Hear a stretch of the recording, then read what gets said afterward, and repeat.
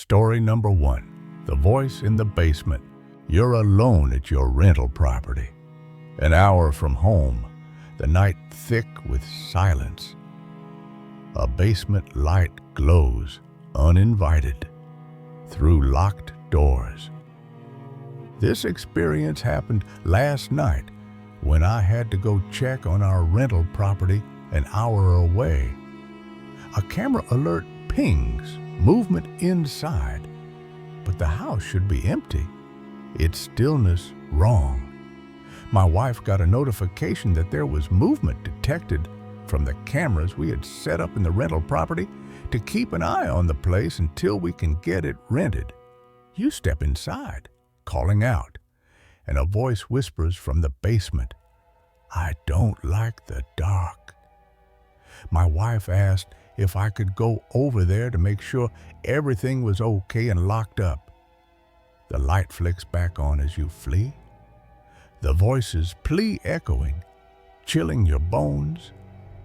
I told her to text me if any more notifications came through. Something's in that house, and it wants you to stay. Its presence a shadow you can't shake. I pull up and can see there's a light coming from the basement. The house is locked, but it's not empty. Already on edge, I walk around the outside and check windows and doors. You drive it an hour to your rental property, prompted by a late-night camera alert of movement inside. All are shut and locked. The house, vacant and awaiting tenants, should be still, but a basement light glows through a window. My wife called me and asked if I had gone inside yet because she got another movement detected in one of the bedrooms. You circle the exterior key, checking doors and windows, all secure, no signs of entry. I told her I was just unlocking the door and to go check inside, but really didn't want to. Another alert pings, motion in the bedroom, raising your pulse. But you convince yourself it's your shadow outside. Maybe the camera detected me outside the window. You unlock the front door, shouting, "Is anyone in here?" and warn the police. But silence answers. I just said, "This is to make myself feel better." You search the rooms, find nothing. The house cold and quiet. I open the door and yell out, "Is anyone in here?" You head to the basement to kill the light, your flashlight cutting through the dark. Nerves taut. I already called the police and they'll be arriving shortly. The cord swings, no breeze to explain it, and you scan for intruders, finding none. I listened for anyone moving around, but didn't hear anything. The voice speaks, and the house comes alive. I check all the rooms and find nothing. You pull the cord, plunging the basement into darkness, and a loud crash echoes from upstairs. You bolt up the stairs, heart hammering, the sound unnatural, the house awake. So, I head down to the basement to at least turn off the light. The stairs lead to the front door, and you rush to escape, slamming it shut. I walk into the basement and see the cord for the light swinging, but only that light. A voice, soft but clear, drifts from the basement. "I don't like the dark. Please stay." Your blood runs cold, the plea human but wrong, urging you to stay in the void. There's no air movement. You leap into your car, starting it as the basement light flicks back on, unpulled. I do a quick search and check for anyone hiding before I turn the light on my phone and pulled the cord. Your wife calls, reporting another alert, timed with your escape, chilling you further. The moment it turns off, I heard a loud noise upstairs. You speed away, the house's shadow clinging, its voice a mystery. I ran up the stairs to get out of the basement quickly.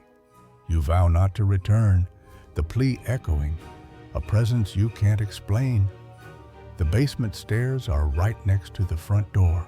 The voice lingers, and the house doesn't forget. I go out the door and start shutting it. You're home, safe, but the voice haunts your dreams. Its words too real, too desperate. I hear a voice come from the basement. You avoid the rental, hiring others to check it, fearing what lingers. I don't like the dark.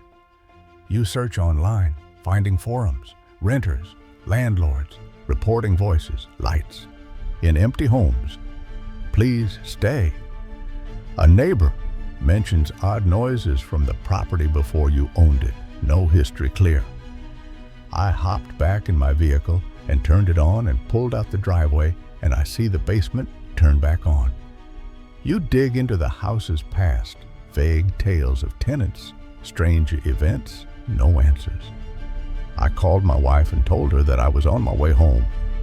You post your story, connecting with others who've heard whispers in vacant spaces. She said she got another movement, detected alert, right as I called her. Replies speak of lights, voices, pleas in the dark. Maximum, nope. You live in a bright house, avoid basements, but check shadows, fear the quiet. The voice, the light, stay, a scar, a mystery, wondering what else waits in that basement, begging you to stay. Story number 2, the light that fled. The basement was dark, its shadows thick, the house silent around me. I stepped down the stairs, the air cooled when a prickle ran up my spine. A whisper, not words, but clear, turn around. I did, and there it was, a figure, human-shaped, made of pale light, standing behind the couch, staring, waiting, as if it knew me. My breath caught my eyes locked on it, not glowing, not blazing, just soft, like mist with weight. It wasn't a ghost, not a monster, but something else, something real, something wrong. The basement, my home, was its stage now, and I was the intruder, caught in its gaze, its purpose unclear. It didn't move, didn't speak, just watched, its form steady, its presence heavy. I stood frozen, not scared, but stunned, my mind racing. What was it? Why me? The house was new, no history, no ghosts. Yet here it was, a light that didn't belong, a figure that saw me. Opposite, then it ran, quick, silent, darting behind the wall, gone in a blink. The air shifted, heavy, cold, the silence louder than before. My heart pounded, not from fear, but from questions. Why did it pause? Why did it flee? What did it see in me that made it run? This wasn't a haunting, not a story. It was real, a moment that broke the world I knew, leaving me with doubts about reality, about life, about what lingers in the dark. The basement, the house, the night, they were hers now, and I was left with questions that wouldn't answer. So there I was at 21 years old, upright and breathing, not drunk, not high, and not sleep-deprived. I'm not the type to go chasing ghosts or shadows, and I believe in any of that nonsense. The house was my own, a new build, clean of history, safe. But then it happened. Night had already curled up around the window. I'd gone downstairs to pee, and the basement was unremarkable. Post to the right, wall to the left, couch in the middle. To get to the washroom, you had to loop behind the couch, and halfway through the journey, something in my brain went ping. That subtle instinct, the one that doesn't speak in words but still gets its point across. Turn around now, and against all logic, I obeyed, and I saw it. A figure, human-shaped, made entirely of light. Not glowing, not blazing, not radiant, like some celestial being come to grant me the secrets of the universe. This thing was calm and pale, soft as fog, but dense enough that I couldn't see through it. It stood there behind the couch, silently waiting, watching me, and it shouldn't have been there. We looked into each other for a few seconds, but I didn't panic. My heart didn't leap into my throat, and there was no rush of terror, just astonishment. And then it ran. It sprinted behind the post like someone who had absolutely not intended to be caught, whatever it was doing. And as soon as it passed the post, it was gone. That's when the feeling hit me. That ice cold. What the hell was that? That crawls up your spine when your brain finally catches up with your eyes. I hadn't been dreaming. I hadn't been drunk. The house was new. No previous owners. No lingering tragedy soaked into the drywall. No dead relatives. No anything. The basement was empty. The house quiet. But the air was heavy, like it held a secret I wasn't meant to know. It wasn't until it vanished that I realized how heavy the air had become. It didn't look scary. No face, no claws, no Lovecraftian writhing, just a figure made of light. And as soon as I saw it, it startled and fled. And now I wonder what it saw in me. What made it pause and stare before bolting? The thing that makes this so scary isn't the thing itself, but the questions it leaves you once it disappears about the nature of reality, life after death, and much more. And I wish I had some answers for all the questions it left me so abruptly. The figure was gone, but its presence lingered. A puzzle I couldn't solve, a truth I couldn't touch. The basement stayed quiet, but it wasn't mine anymore. The figure's light, its flight, had changed the house, my world, leaving me with doubts that grew in the dark, questions that followed me up the stairs into my life. The night after, I didn't go back to the basement, not for days. The house felt different, its corners sharper, its silence louder. I told a friend, my voice low, the story spilling out in fragments. She laughed, called it a dream, but her eyes were uneasy, her questions sharp. Why didn't I follow it? Why didn't I look? But the light, the figure, was answer enough. A moment I couldn't unsee, a tour couldn't explain. I started checking the basement, my flashlight weak, its beam trembling. Nothing. No trace, just the couch, the post, the walls. But the air was heavy, the quiet a lie. And I felt it still, watching, waiting. I researched apparitions, light beings, things that move in the dark. There were stories, figures seen and fleeting, not ghosts, but something else, something that sees you back. Each story was a weight, a mirror to my doubt, my wonder. One night, I found a sketch in my journal, a figure, pale, formless, drawn in pencil I didn't remember using. I tore it out, my hands shaking, but the question stayed, what was it? What did it want? Why me? I lock the basement door now, check the shadows, my nights restless, my home no longer mine, haunted by a light that fled but never left. Story number 3, The Locked Vault of Eldridge House. The house on Eldridge Street was a relic, its bones creaking with secrets older than the city itself.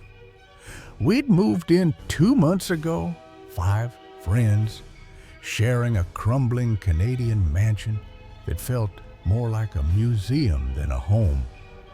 Its sagging floors and milk doors, relics from a time when housewives couldn't be seen with deliverymen, hinted at an early 20th century origin, maybe 1920s, maybe older. The place had a presence.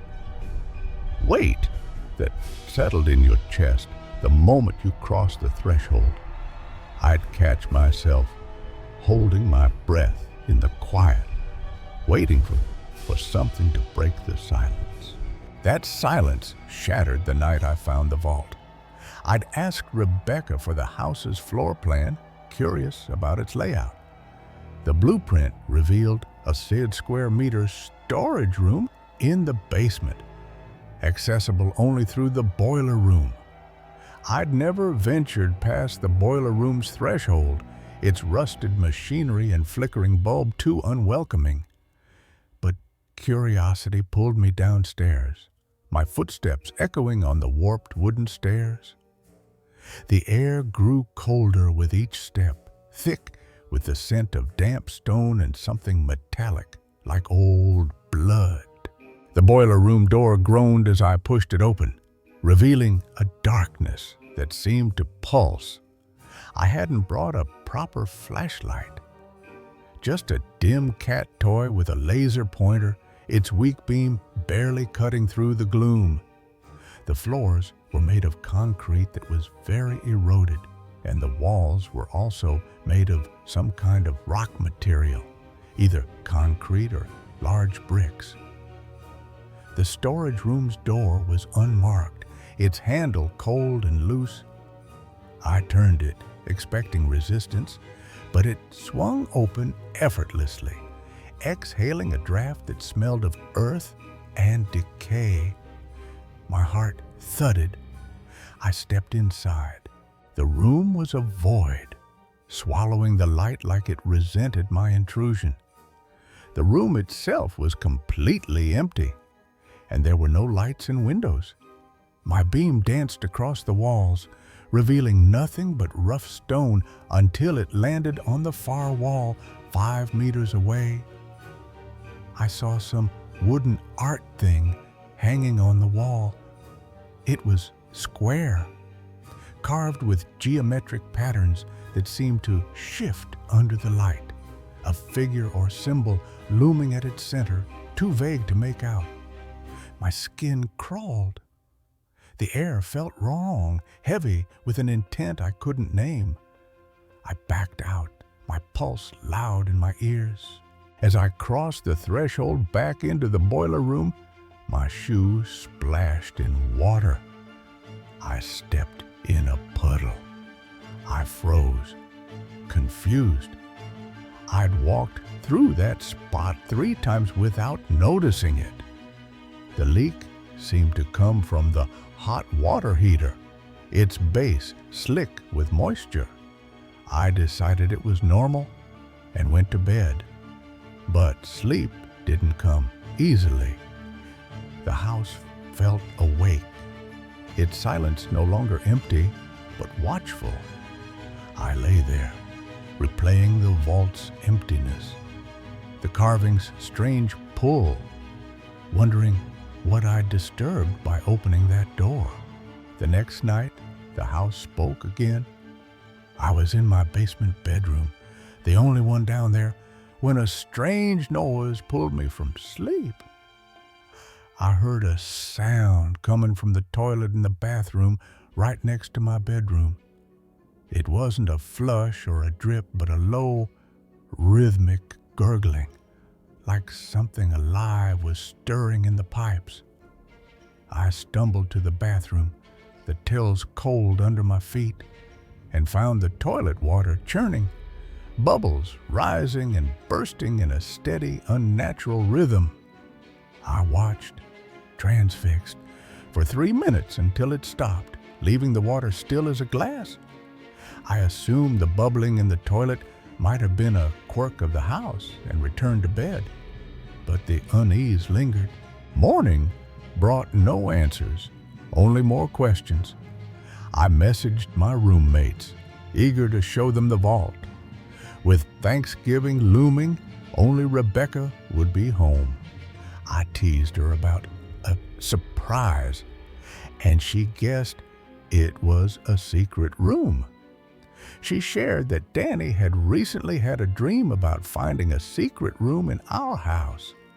My stomach twisted. She asked if it was in the boiler room, and when I confirmed, she told me that Danny and Macy had tried opening the door on 3 separate occasions and couldn't. They assumed it was locked because the door handle didn't turn. I hadn't noticed a lock when I'd entered. The first time I opened the door, it was so easy to open. I called the landlord, hoping for clarity. They said they'd never had a key or been in that room as they were the new owners of the home. That afternoon, I FaceTimed Rebecca, who was still at the house. I asked her to try opening the storage room.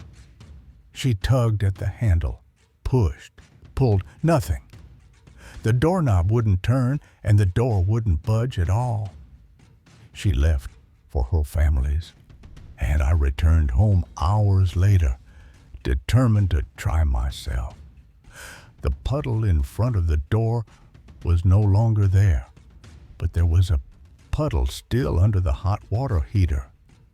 I gripped the handle, pushed, pulled, even threw my shoulder into it. The door was sealed, as if it had never opened. The vault wasn't the only anomaly. Weeks earlier, I'd spilled juice on an egg carton in the fridge. The carton was saturated with liquid.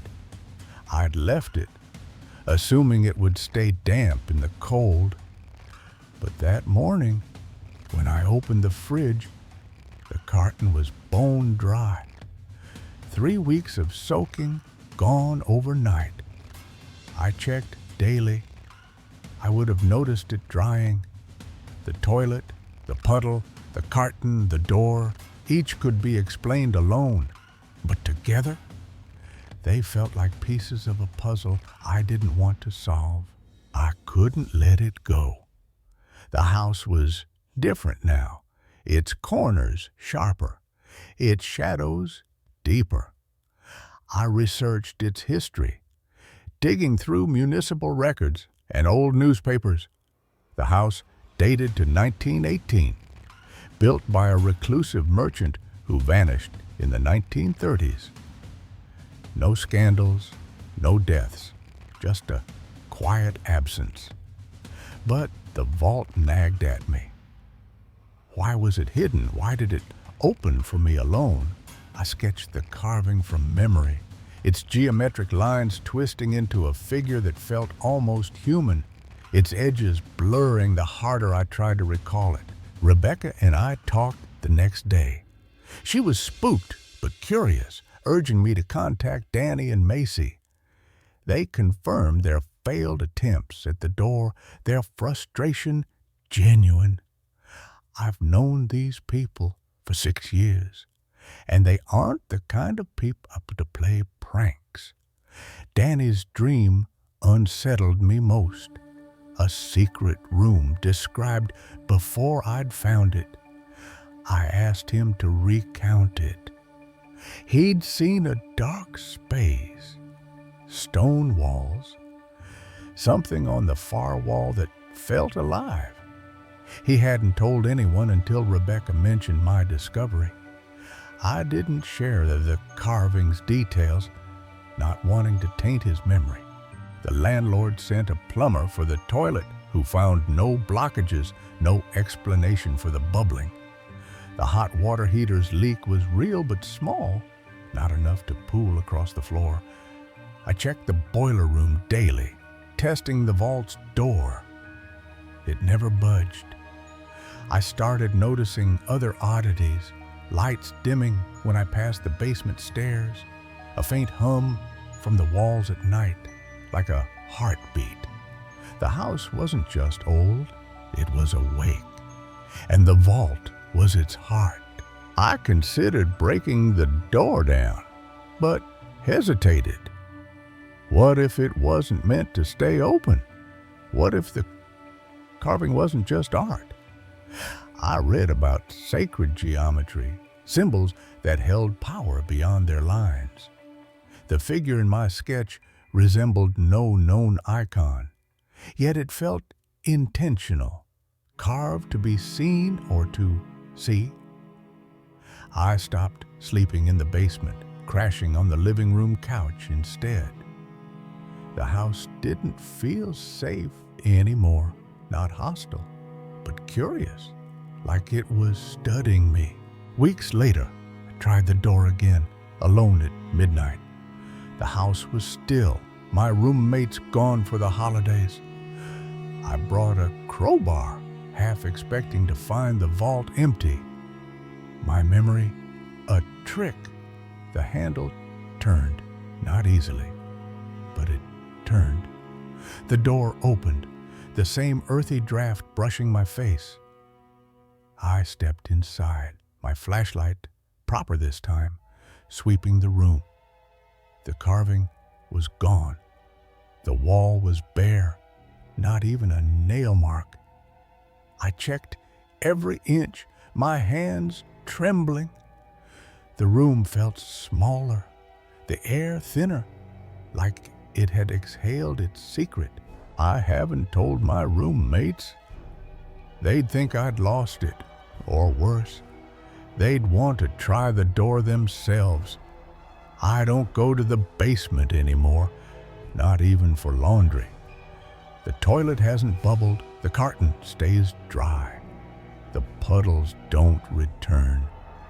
But I feel the vault's pull, a quiet invitation in the back of my mind.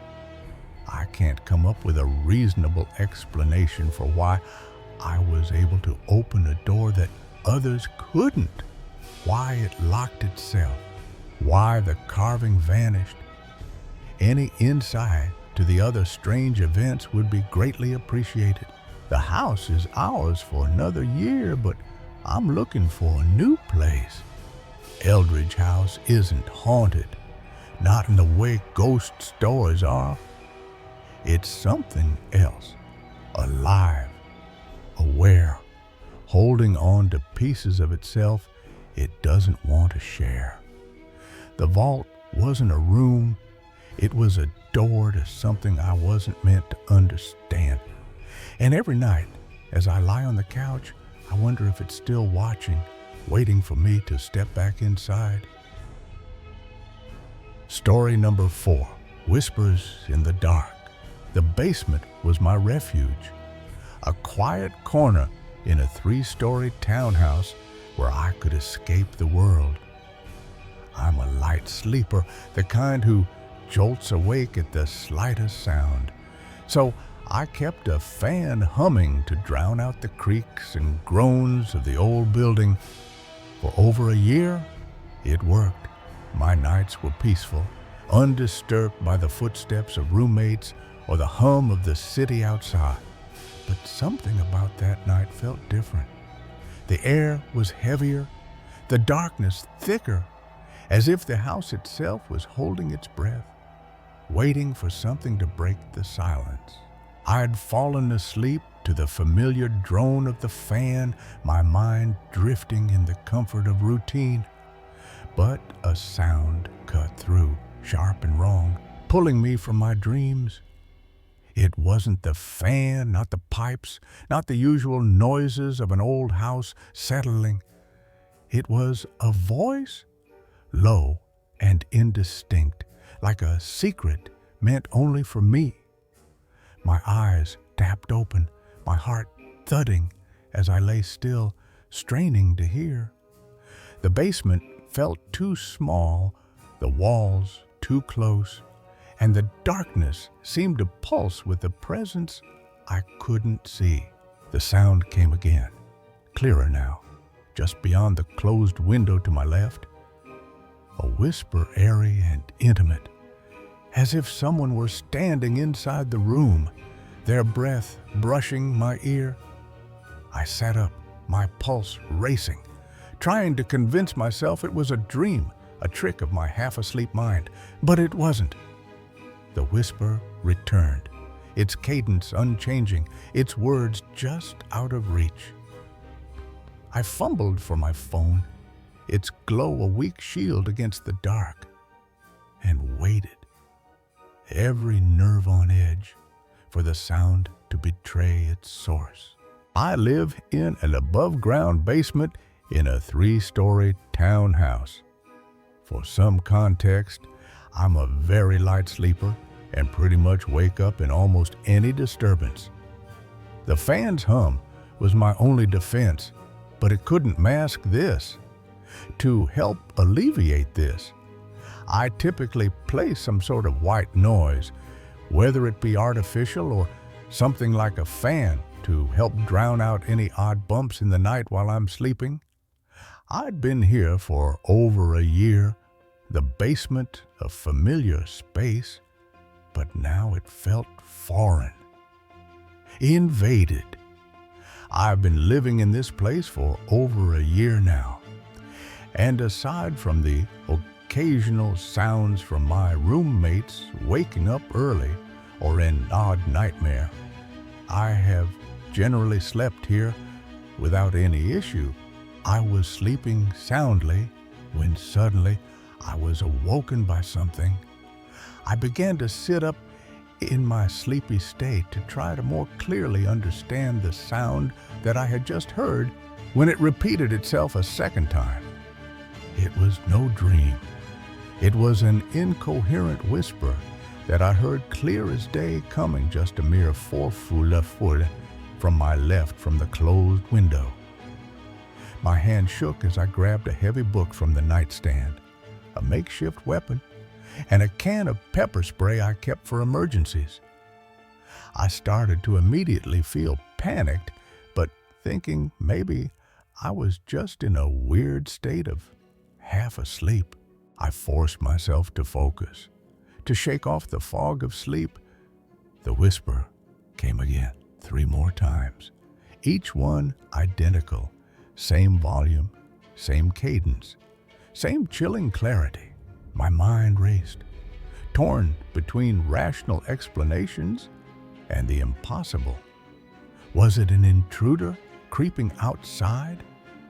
But the window was closed, the sound too clear, too close, as if it came from within the room. I'd never believed in spirits. My encounters with the supernatural limited to childhood stories, but this felt different. This felt real, and it was terrifying. So, I tried my best to wake myself up more, stay attentive, and listen if the sound occurred more. I heard it again 3 more times in the exact same cadence, volume, and location. My breath caught, my body frozen. Now, I was truly freaked out because I knew I was fully awake. My mind went into panic mode as I quickly got a makeshift weapon and some pepper spray as my mind tossed around the ideas of potential intruders or perhaps some sort of spirit. I couldn't stay here, disturbed, teared, and feeling exposed.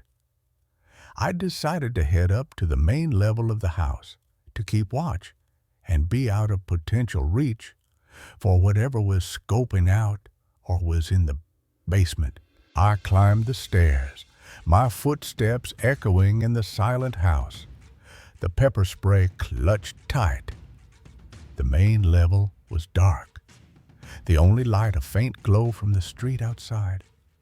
I sat in the living room, my eyes darting to every shadow, my ears straining for any sound.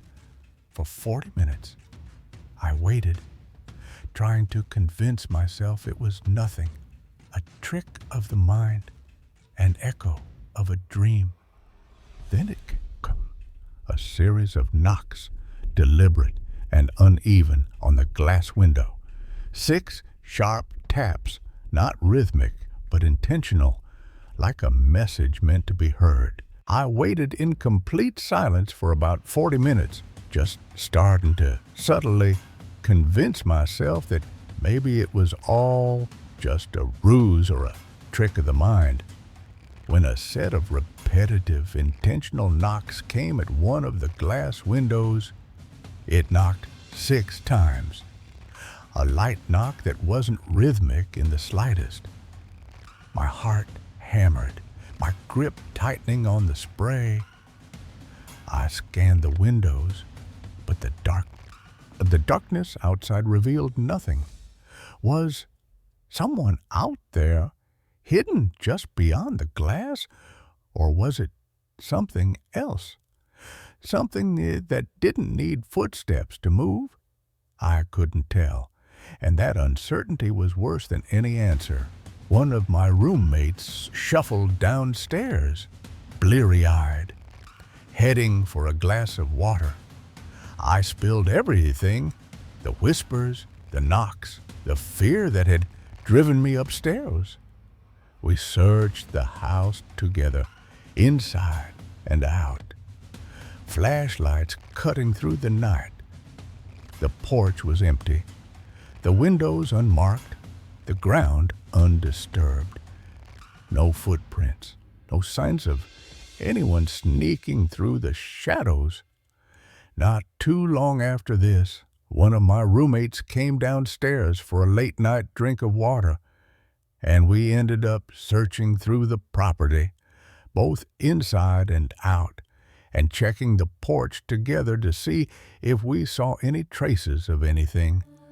But all was clear. The night passed, but sleep didn't come. I stayed awake, the fan's hum now a mocking reminder of my vulnerability. I will say it's entirely plausible this could have been a person, but I didn't hear any footsteps on the porch or up my bedside window, which can be hard to cover up unless someone was trying to be exceptionally sneaky. I replayed the whispers in my mind, their airy clarity haunting me. Were they human or something else? I'd never know. But the basement felt different now, its corners darker, its silence heavier. I started sleeping upstairs, the fan left off, listening for whispers that never came again. Story number 5, The Stairs That Whisper. The air in the basement suite clings to the skin, thick with an unseen weight. When I started my first year of grad school, I moved into a basement suite in an old Victorian house on the edge of town. The walls seemed to pulse, holding secrets in their damp cracks. The basement had been converted into a separate living unit long ago, and though it was furnished decently and had its own entrance, the entire floor always felt damp and too still, like it was holding its breath. A chill settles, uninvited, as I unpack my bags. Something about this place feels alive, watching. The silence presses harder, broken only by my own breath. The air was heavy, and certain corners stayed unnaturally dark no matter how many lamps I brought in. Narrow grates along the ceiling cast faint shadows, too high to reach.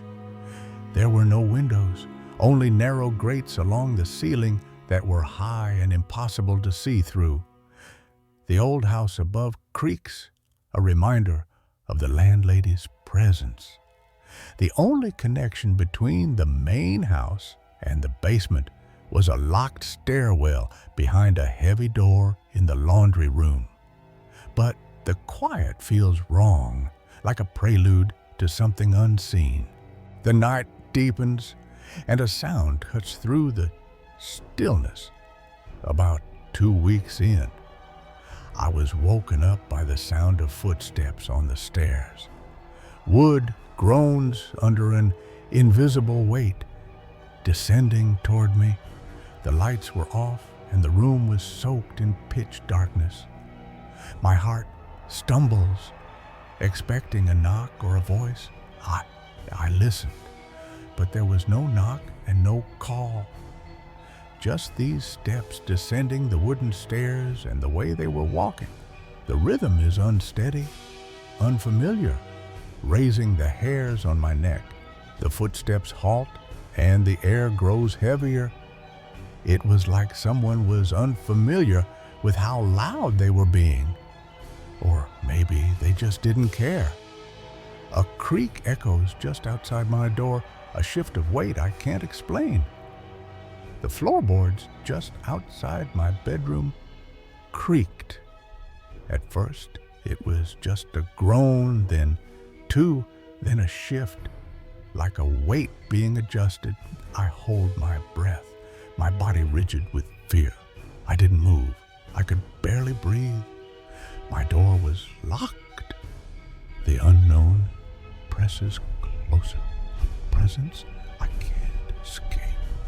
The doorknob rattles, a slow, deliberate turn. Then, with terrifying slowness, the doorknob began to turn.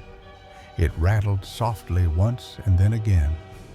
My pulse thunders in my ears, a trapped animal's panic. I squeezed my eyes shut and pressed my hands to my ears like I could muffle reality. The silence that follows is worse, a void that swallows hope.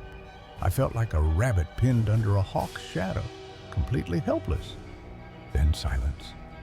I huddle under the blanket, waiting for dawn to break the spell.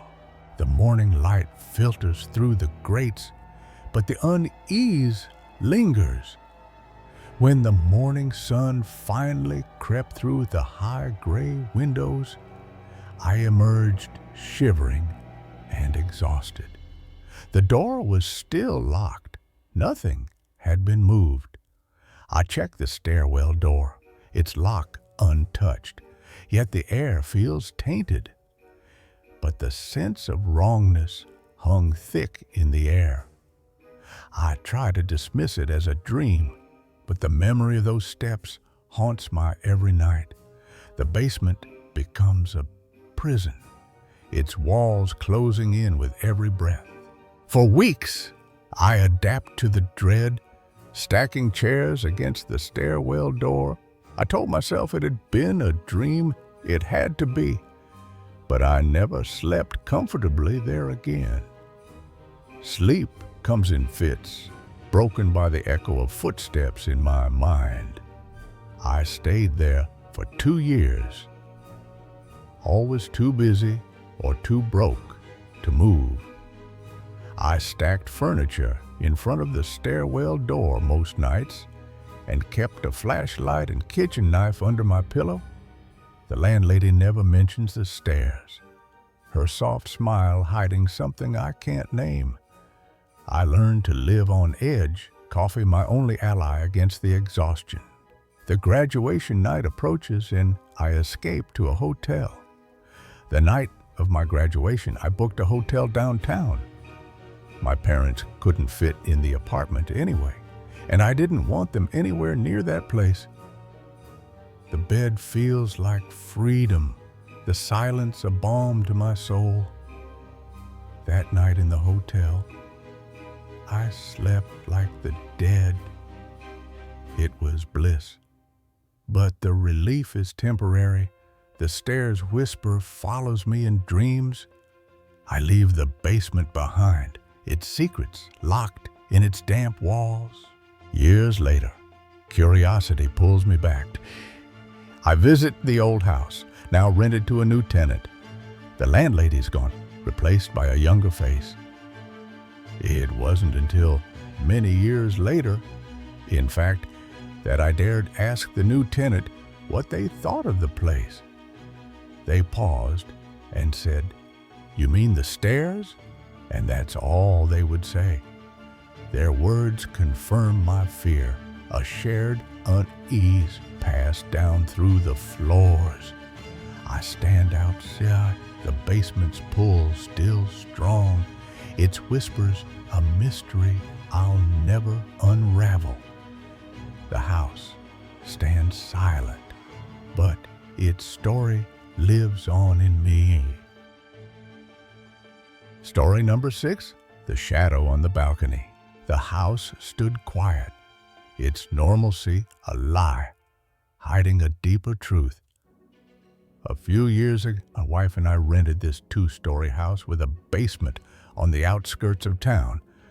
From the outside, it was unremarkable. Blending into the sleepy neighborhood, it looked normal enough from the outside. Nothing about it screamed haunted, but a shadow lingered, just out of reach. The air was wrong, heavy with an unseen presence that watched us from the start. Every morning, the house spoke, its voice a rhythm of dread. One of the first strange things we noticed was a sound we could never explain. Slow, heavy footsteps echoed from the 2nd floor, descending the creaky stairs to the basement. Every single morning, without fail, heavy footsteps would echo from the 2nd floor, slowly descending down the creaky wooden stairs into the basement. No one was there, no guests, no pets, just the deliberate tread. No one was ever around. No guests, no neighbors, no pets. We froze, hearts pounding, listening to the unseen walker. The basement held secrets, and we couldn't ignore them. It didn't take long before we started exploring the basement more thoroughly, desperate for answers. We found a hidden door, concealed behind plywood, its edges nearly invisible. That's when we found it. A hidden room. The door was old, almost invisible behind some hanging sheets of plywood, like it had been deliberately concealed. The air inside was cold, thick, unnatural. When we pushed it open for the first time, the air inside was cold and thick. My wife's phone erupted with static, a scream with no source. I remember my wife's phone suddenly cracking to life in her hand, and static blasted from the speakers at an ear-piercing volume with no apparent source. A figure appeared, not human, pacing the balcony in the dark. Later that same night, around midnight, we heard a sharp knock on the balcony on the 2nd floor. It shimmered, a pulse of electric energy, featureless but alive. There, pacing slowly, was a figure, human shape, but not human. It moved with purpose, a silent demand to be let in. It felt like a faint shimmer of electric energy wrapped in a barely visible form. Against reason, we opened the door and it entered, chilling the house. It sat, glowing faintly, watching us from the couch. We watched as it crossed the threshold, gliding into the living room and settling down on the couch, almost like it was waiting for us. We tried to ignore it, but its presence was a weight. The night ended and it faded, but the house was never the same. Finally, as exhaustion took over and fell asleep, the figure slowly faded away, disappearing like mist in morning sun. But the house was ours, but it belonged to something else. The neighborhood was quiet, sleepy even. We moved in, expecting peace, but found unease. But from the moment we moved in, something about the house felt wrong. A shadow clung to the walls just beyond sight.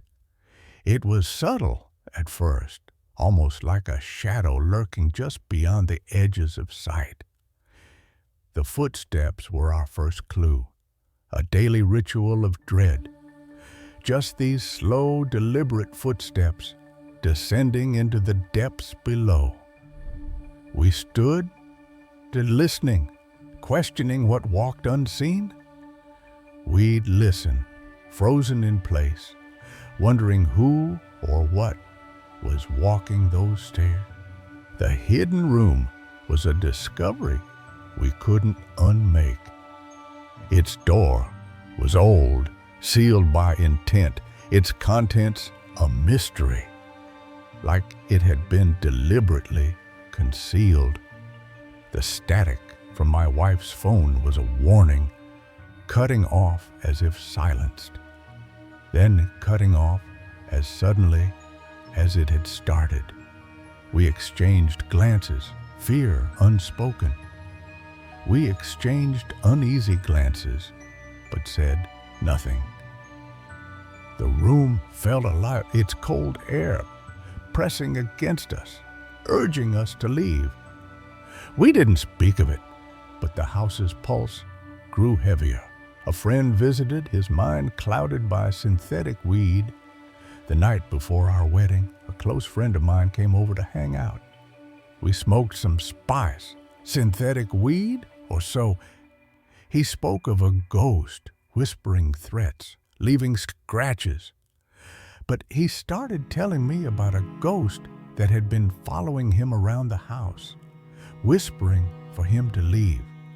He said it left scratch marks on his guitar, deep gouges. I laughed, blaming the drug's haze, and I laughed it off at first, chalking it up to the paranoia or the weed. But his fear was real, his arm marked with deep lines. The knock came at midnight, sharp and deliberate. Both of us froze, heart pounding true, and we crept upstairs and looked out into the darkness. The figure on the balcony was no illusion, its form flickering like a storm, like one of those plasma lighting globe toys you can buy at Spencer's, but far scarier. It had no face, yet its intent was clear. It pulsed and flickered, shifting in and out of focus. We couldn't see any face, no features, but it moved with eerie purpose. We both saw it too, our eyes locked on the same horror. I want to be absolutely clear about this. It wasn't just me hallucinating or seeing things. My friend saw it too. We were standing side by side, staring at the same apparition at the same time. The figure spoke without words, a chilling demand, and neither of us blinked. Neither of us doubted what we were seeing. Then, to our complete disbelief, it spoke not with words, but with a chilling presence. We let it in, our judgment blurred by fear and spice.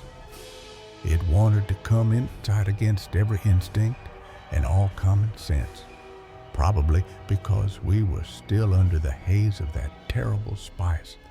And we said yes. It glided inside, settling on the couch, a guest we couldn't ignore. We flicked on a moving, hoping it might somehow distract us from the creeping terror building inside. But we couldn't look away. The figure stayed, its glow faint but unyielding. Every few minutes, one of us would glance over and see it sitting there, faintly glowing and swaying. We tested it, moving, watching it shift to follow. We looked at each other silently, asking if we saw it too. We began to test it, moving around the room, watching it as it followed or shifted its position exactly where we expected. The air turned icy when I passed behind it. At one point, I walked behind it, and the air grew icy cold. It was solid, real, cold to the touch. It didn't flicker or vanish. It was real. And we both touched the armrest where it sat. No warmth. The shared sight kept us grounded. Our fear mirrored. We both knew we were losing our grip on reality, but somehow the shared experience kept us tethered. We agreed on its place, its movements, without doubt.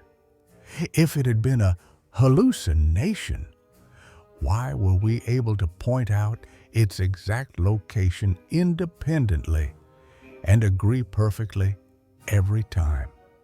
Why could we both see it clearly and unmistakably? Ours dragged, exhaustion winning. Ours host in that silence. The figure faded, leaving only memory. After that night, the footsteps upstairs stopped. The hidden room stayed shut, its secrets untouched. The hidden room door remained closed and untouched, but the memory of that shadowy visitor remained.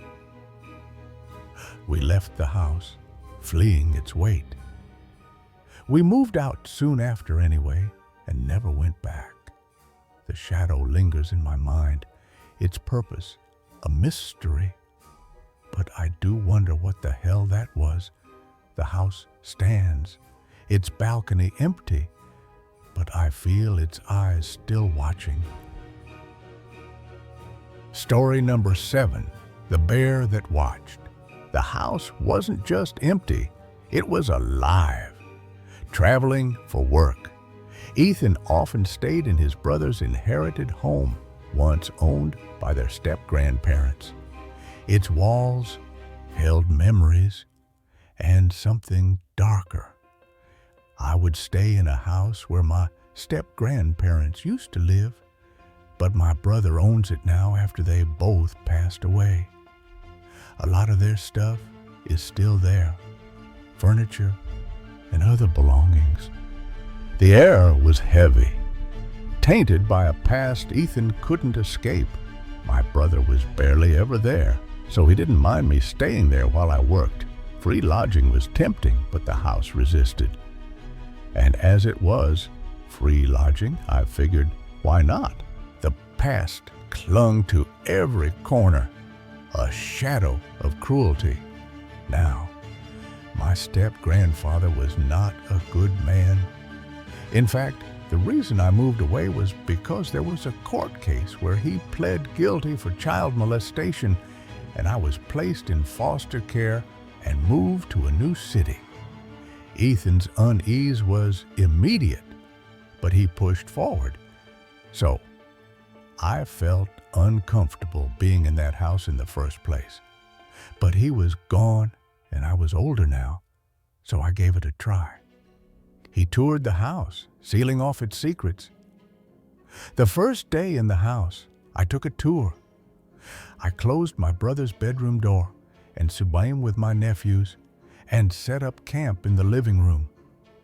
The basement felt wrong, a void that watched.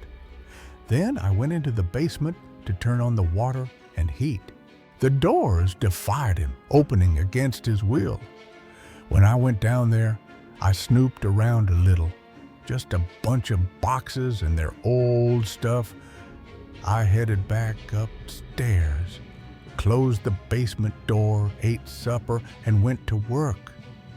Hours later, the house had moved. When I came back, the bedroom door and basement door were open.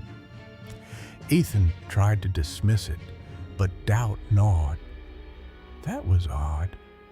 I told myself it must have been me and I forgot or something. The night pressed closer, eyes unseen. As I was lying, I felt like I was being watched. The house refused to rest, its gaze unrelenting. I got up and put sheets over the deer heads my brother had on the walls, but the feeling of being watched didn't go away. Sleep was a stranger, fear a companion. I didn't sleep much that night, but I didn't hear or see anything. Ethan locked the basement, its lock a futile barrier. The next morning, I closed the door again and locked the basement door. The basement had a lock on the outside as if someone was in the basement and they couldn't get out. Yet the doors opened again, mocking his efforts. I came back and all the doors were open again. The house answered his defiance with chaos. I went and wandered the house again, looking in all the rooms and braving the basement again. A sound from below stirred his fear. That night, I heard some noise in the basement, but wasn't brave enough to go down at night. Ethan secured the doors with rope and beer cases, hoping to trap the unseen. I tied the 2-bedroom doors shut as they were in a corner, so I tied them together so neither could open. I locked the basement door and put a few cases of beer my brother had in front of the basement door and went to work. But the house won its will, unbroken. After work, I returned. The beer bottles were moved to the side and the basement door was open again. I looked at the rope. It was untied and the bedroom doors were open. The house's defiance drove Ethan away. I was freaked out and drove the 3 hours back to my home city. He shared his fear, seeking answers. I was telling some friends about how the house just didn't feel right, and I was worried my step-grandfather's spirit or something was still there. Friends offered theories, one curious, one skeptical. One friend was intrigued, and one thought I was messing with them. They returned with tools to confront the unknown. The next day, we packed up a Ouija board, candle, sage, and a few other bits. I brought those 2 friends, one skeptic and one believer. The house waited, its secrets poised. We drove the 3 hours there. The basement held the truth, hidden in plain sight. I gave them both a tour of the house, and we set up camp in the living room. After we got the board ready, we started, and we find that there's a spirit attached to an object in the basement. They ventured below against all reason. We head to the basement, set up the board on top of a pool table, and once we started it back up, a weird smell like fermenting sewage filled the basement for a few seconds. A pink bear stared unseen before. Now, in the basement, there were 2 pink walls and 2 green walls. We asked the board if the object was closer to a pink or green wall. The board said, pink. I looked up to my right, and right there, staring at us, was a vintage pink stuffed bear. None of us had noticed it when I gave the tour. The bear was more than it seemed. I hadn't seen it any time I went there. In fact, I'd never seen it before in my life. We asked if it was the bear, and the planchette moved to yes. The skeptic wavered, fear taking hold. At this point, the skeptic started to come around. We asked what it wanted, and it said home. Ethan took the bear, a choice he'd questioned. So, what did I do? I walked over to this creepy stuffed bear, picked it up, and we headed back upstairs. It revealed that its name was Sarah and that she was taught. The bear's presence followed, unsettling awe. I proceeded to bring the bear home, asking pendulum questions on the 3-hour drive. I put the bear in my garage. It moved, defying logic. I set her on top of the board on a table and headed back inside for the night. The next day, I went out to the garage to check and grab my board to bring it back inside. When I walked in, the Ouija board was on the ground out of the box, and she was sitting on the table. Its power was undeniable, a silent threat. The thing is, I had placed her on top of the box, and yet she was sitting on the board which was on the ground. The bear's influence lingered, a shadow in Ethan's life. For the first 6 months or so in the garage, things would move and go missing. His dog sensed it, refusing its room. When she first entered the house, my dog wouldn't enter the room she was in. I kept her in my craft room away from the public area. Ethan confronted the bear, demanding peace. Finally, I just went up to the bear and said, "If you would like to stay in the house, I need you to stop freaking out my dog and get along and behave." The disturbances stopped, but its gaze remained. And the next day, my dog entered the room with no issues. I now live on my own, and the bear is in my spare room. Now alone, Ethan felt her presence still.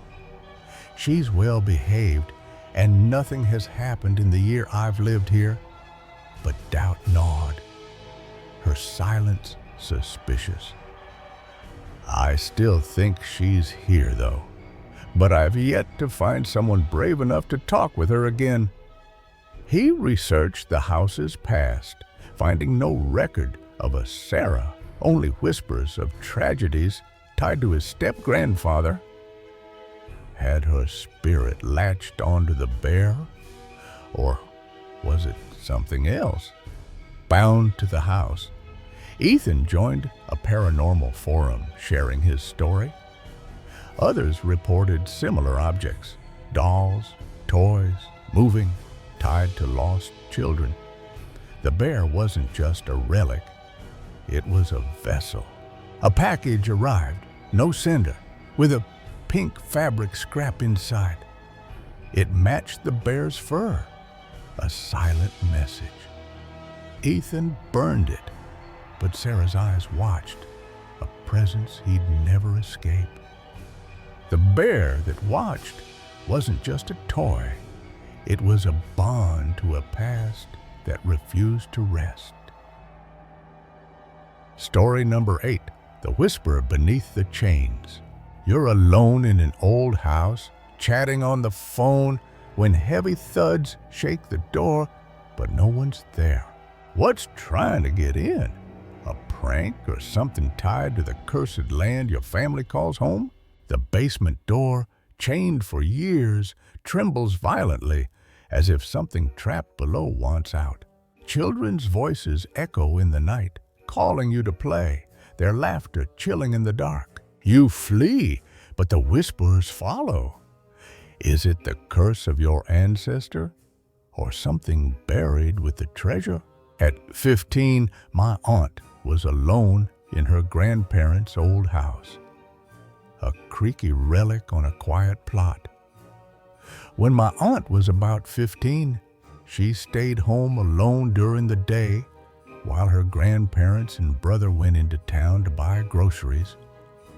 She chatted with her boyfriend, carefree, until a vehicle roared up and heavy thuds hit the door.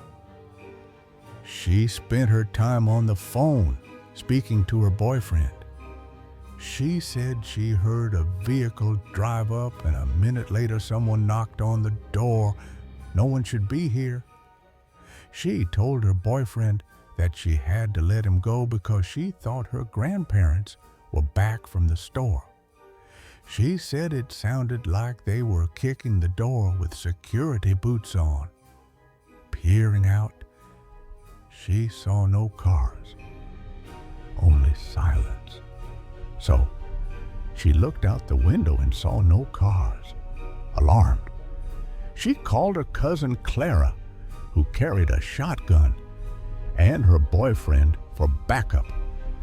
So she decided to call her cousin Clara Ara, who lived in the next town. Clara Ara always carried a shotgun with her. My aunt also called her boyfriend back to tell him what was going on. Clara arrived, followed by her boyfriend and his sister, all armed. Clara Ara showed up, and a minute later, my aunt's boyfriend and his sister arrived armed and ready. The screen door was locked, the heavy wooden door untouched. Clara Ara checked the door, and lo and behold, the screen door was locked. There was no way the door orc knob to the heavy wooden door could have been messed with. What made that sound? They checked the backyard, where a chained basement door, sealed for years, stood. They decided to check the back of the house.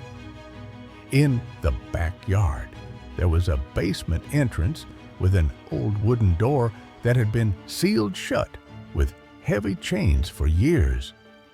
Rumors swirled of hidden money inside, possibly linked to a burned house nearby. No one had ever been inside to my knowledge. There was a rumor in the family that money had been hidden in the basement long ago. Was it true? Some believed it was tucked away in the walls or buried beneath the floor. Something stirred below.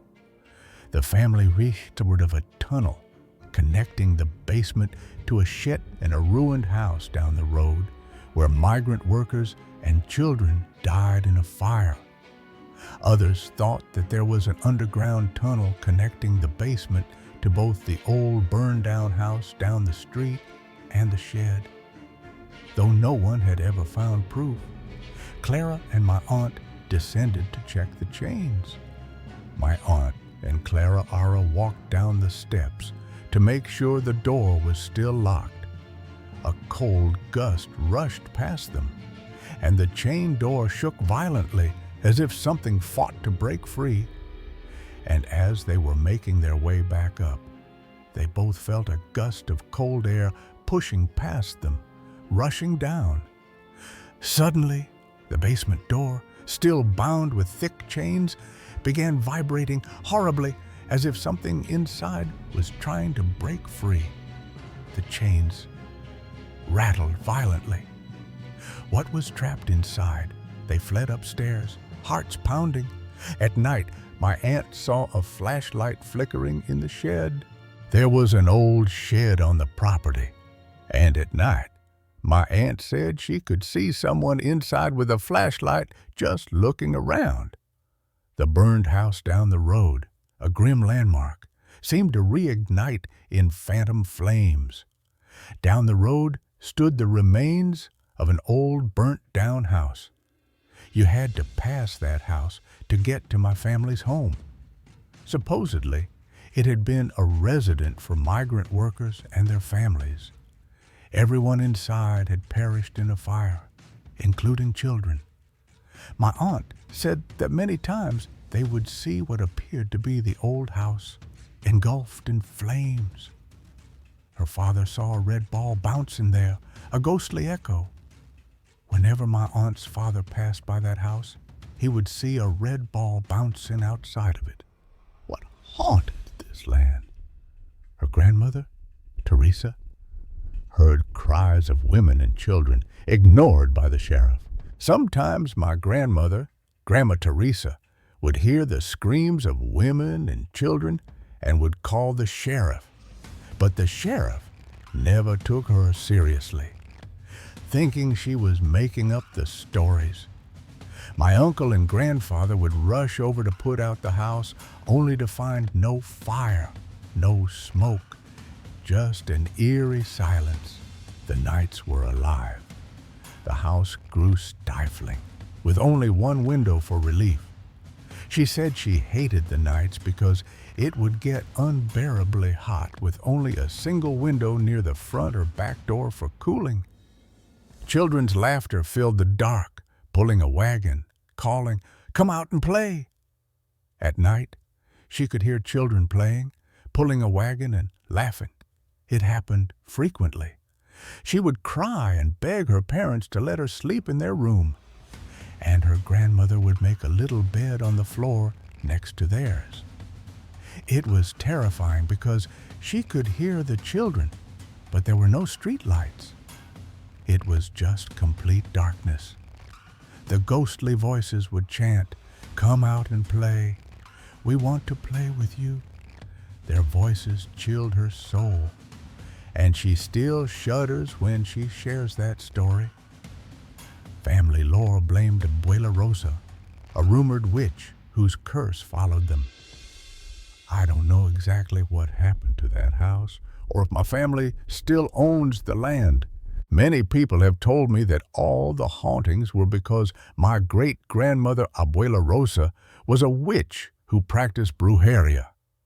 Rosa's malice once poisoned her son, mistaking him for her hated husband. An older family member once told me that Rosa despised my great-grandfather and had prepared a special glass of water for him. He didn't drink it, but her own son did, and he became gravely ill. Was the family cursed? They claimed our family was cursed. I kind of believe it, especially since all the women in my family have lost their first husband, except for mine. Rosa's presence brought hauntings, even in new homes.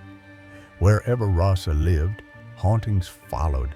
She heard her name whispered while doing chores. Rosa always said that wherever she was taking clothes off the clothesline, she would hear someone whisper her name. What lingered with her?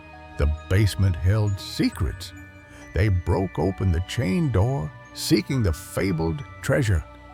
And no, they never found the money. They looked hard, digging.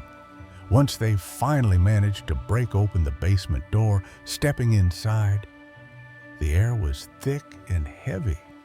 The air grew oppressive, the dirt floor unyielding. They dug through the dirt floor, pushing aside rotting wooden beams and stone slabs, searching desperately for any sign of a hidden treasure. Something watched. The deeper we dug, the more uneasy they felt, like they were disturbing something that had been left alone for too long. A whisper hissed, "Proita, don't," stopping them cold. Then out of nowhere, a chilling whisper filled the space, saying, "Proita, don't." That was enough. They ran out of there as fast as they could, leaving the basement wide open. Whatever was down there didn't want us finding the money. The house, the landed, the burned ruin all felt alive, tied to Rosa's curse. What guarded the treasure? I avoided the property. But the stories followed, whispers of children and shadows that never faded. Some curses don't let go. Story number 9, The Silent Haunting. I've always believed in ghosts to an extent. The notion wasn't a fear, but a quiet certainty, a shadow in my soul.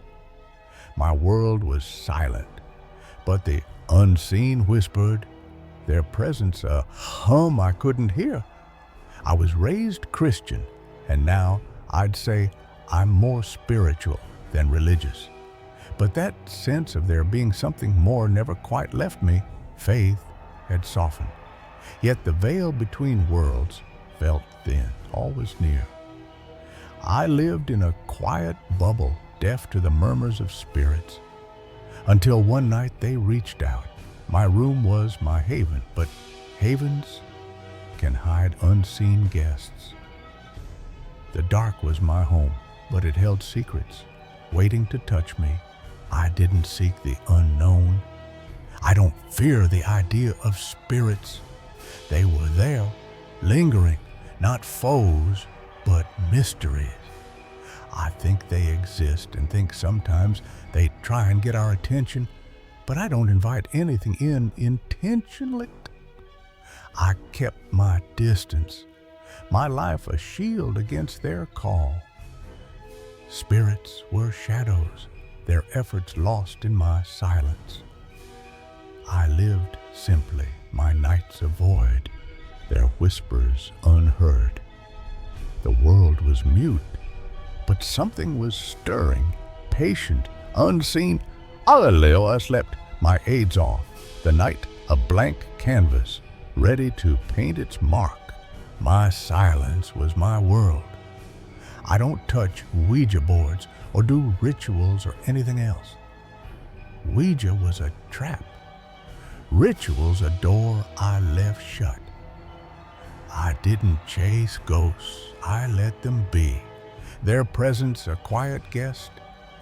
I just live my life and figure that if something around me is there, it's probably not there to hurt me. My home was calm, my deafness a wall. The ordinary was my rhythm, but the extraordinary was waiting. The night was still, but stillness can hide intent, a touch in the dark. I was at peace, but peace is fragile, easily broken. The yank shattered my sleep. So, I don't get freaked out by the usual ghost stuff like lights flickering, cupboard doors opening. Flickers and creaks were nothing, lost in my silent world. Even if it's something weird, I just tend to shrug and move on. Weirdness was a breeze passing unnoticed. My deafness cloaked me, shielding me from their signs. But the night had plans, its silence a lie. But something did happen that I can't explain, and I want to get your thoughts on it. The event was a rift, a moment that broke my calm. The dark was my domain, but it wasn't mine alone. The touch was a shock.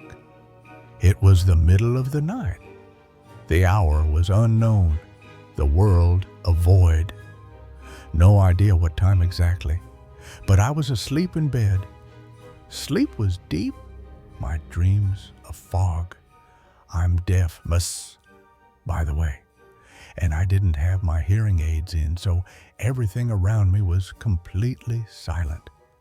My world was mute, its sounds locked away. I am profoundly hard of hearing. The silence was absolute, my aids, my only bridge. And once those aids are out, I only pick out the loudest, deepest sounds, like thunder crackling right outside the house. Thunder was my limit. Subtle sounds gone. Nothing subtle, nothing caught. The night was a blank, its whispers lost. So, anyway, I'm sound asleep when I feel someone grab my arm. The touch was a jolt, a hand from nowhere. Not a little nudge or brush. It wasn't gentle, not a dream. This was a full-on yank, like someone was urgently trying to get me up. The yank was fierce, a pull that demanded I rise. My heart surged, my body lurching, the night alive with purpose. The room was a void, and they nearly did. The force was real, my body half upright. I half sat up, heart pounding, fully expecting one of my parents to be standing over me, waking me up for an emergency. Panic was a wave, my parents my first thought. Their faces were my anchor, an emergency my fear. But there was no one there. The room was empty, its darkness stark, just me. I was alone, but not alone. No footsteps retreating, no shadows, no whispers. The silence was a lie, hiding its guest. Just the room, exactly as it should be. The bed was still, the walls unchanged, but wrong. The yank was real, its source unseen, a presence I couldn't name. Stared into the dark, my pulse racing, the room watching me. I wasn't afraid. The funny thing is, though, I wasn't even scared. Fear didn't come, only a strange calm. The yank was a shock, but not a threat. I mean, yeah, I was alarmed at first, but only because I thought something had happened to my parents. The thought was fleeting, my heart steadying. I checked the house, my steps careful, my parents' room quiet. They slept. Their breaths even, their safety a relief. Once I realized they were fine and no one else was in the room, I was almost relieved. Relief was a wave washing over me. Confused, yes, but mostly relieved. Confusion was a puzzle, but not fear. The room was mine again, but its silence held a question. I lay back, my mind spinning, the yank a riddle. The silence was my shield. The night returned to its quiet, my bed a refuge. I didn't fear the touch, but I couldn't forget it. The yank was a message, a call I couldn't hear. My deafness was a barrier, but not to touch. The spirit had found a way, its hand breaking through. I wondered what else I'd missed, what signs had passed unnoticed. The dark was still, but it was alive, its presence a whisper I felt. I slept again, my dreams uneasy, the room no longer just mine. The yank was a moment, a bridge to the unseen. The ghost adapted. After that, I started thinking about how most ghost stories tend to start with sounds. Footsteps, knockings, whisperings, slamming doors. And it hit me. Ghost stories were sound, a language I couldn't speak. I wouldn't notice any of that. My deafness was a wall, their signs mute. Not without my hearing aids in. The aids were my key, but I didn't wear them to sleep, and I never wear them to sleep. The night was my silence, their world locked out. But the yank was different, a touch that bypassed my ears. It was deliberate, a spirit learning my language. The thought was strange, almost gentle, a ghost adapting to me. I lay awake, the room still but not empty. The spirit was there, its touch a conversation. It had tried before. So now I'm wondering, what if it's been here the whole time? The thought was a chill, a truth I hadn't seen.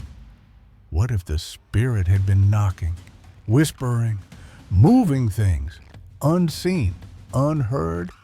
What if the spirit or ghost or whatever it is has been knocking things over, or been tapping on the walls, or opening closet doors and bathrooms for months, trying to get my attention, and I just haven't heard it because I can't? My silence was their barrier, my deafness their challenge.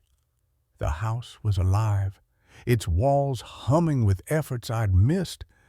The creaks, the taps, the doors, they were there, but not for me. The spirit had been patient, waiting for a way to reach me. The yank was its answer, a touch that spoke louder than sound. The room was a stage, the spirit its actor, my arm its script. The haunting was kind. Maybe the yank on my arm was the moment it figured it out. The realization was a spark, a moment of connection. The spirit had learned, its touch a bridge. It wasn't angry, not cruel, just persistent. The yank was a plea, a call I finally felt. The house was quiet, but not empty. Its presence a companion. I didn't fear it, didn't dread it, only wondered. Honestly, if that's what happened, if I've got a ghost who's had to adapt to how they haunt, it almost feels sweet. The thought was warm, a strange kind of kinship. The spirit was mine, its touch a gift, a haunting made for me. I slept, the night still, the yank a memory that lingered, the ghost stayed. The yank was a beginning, not an end.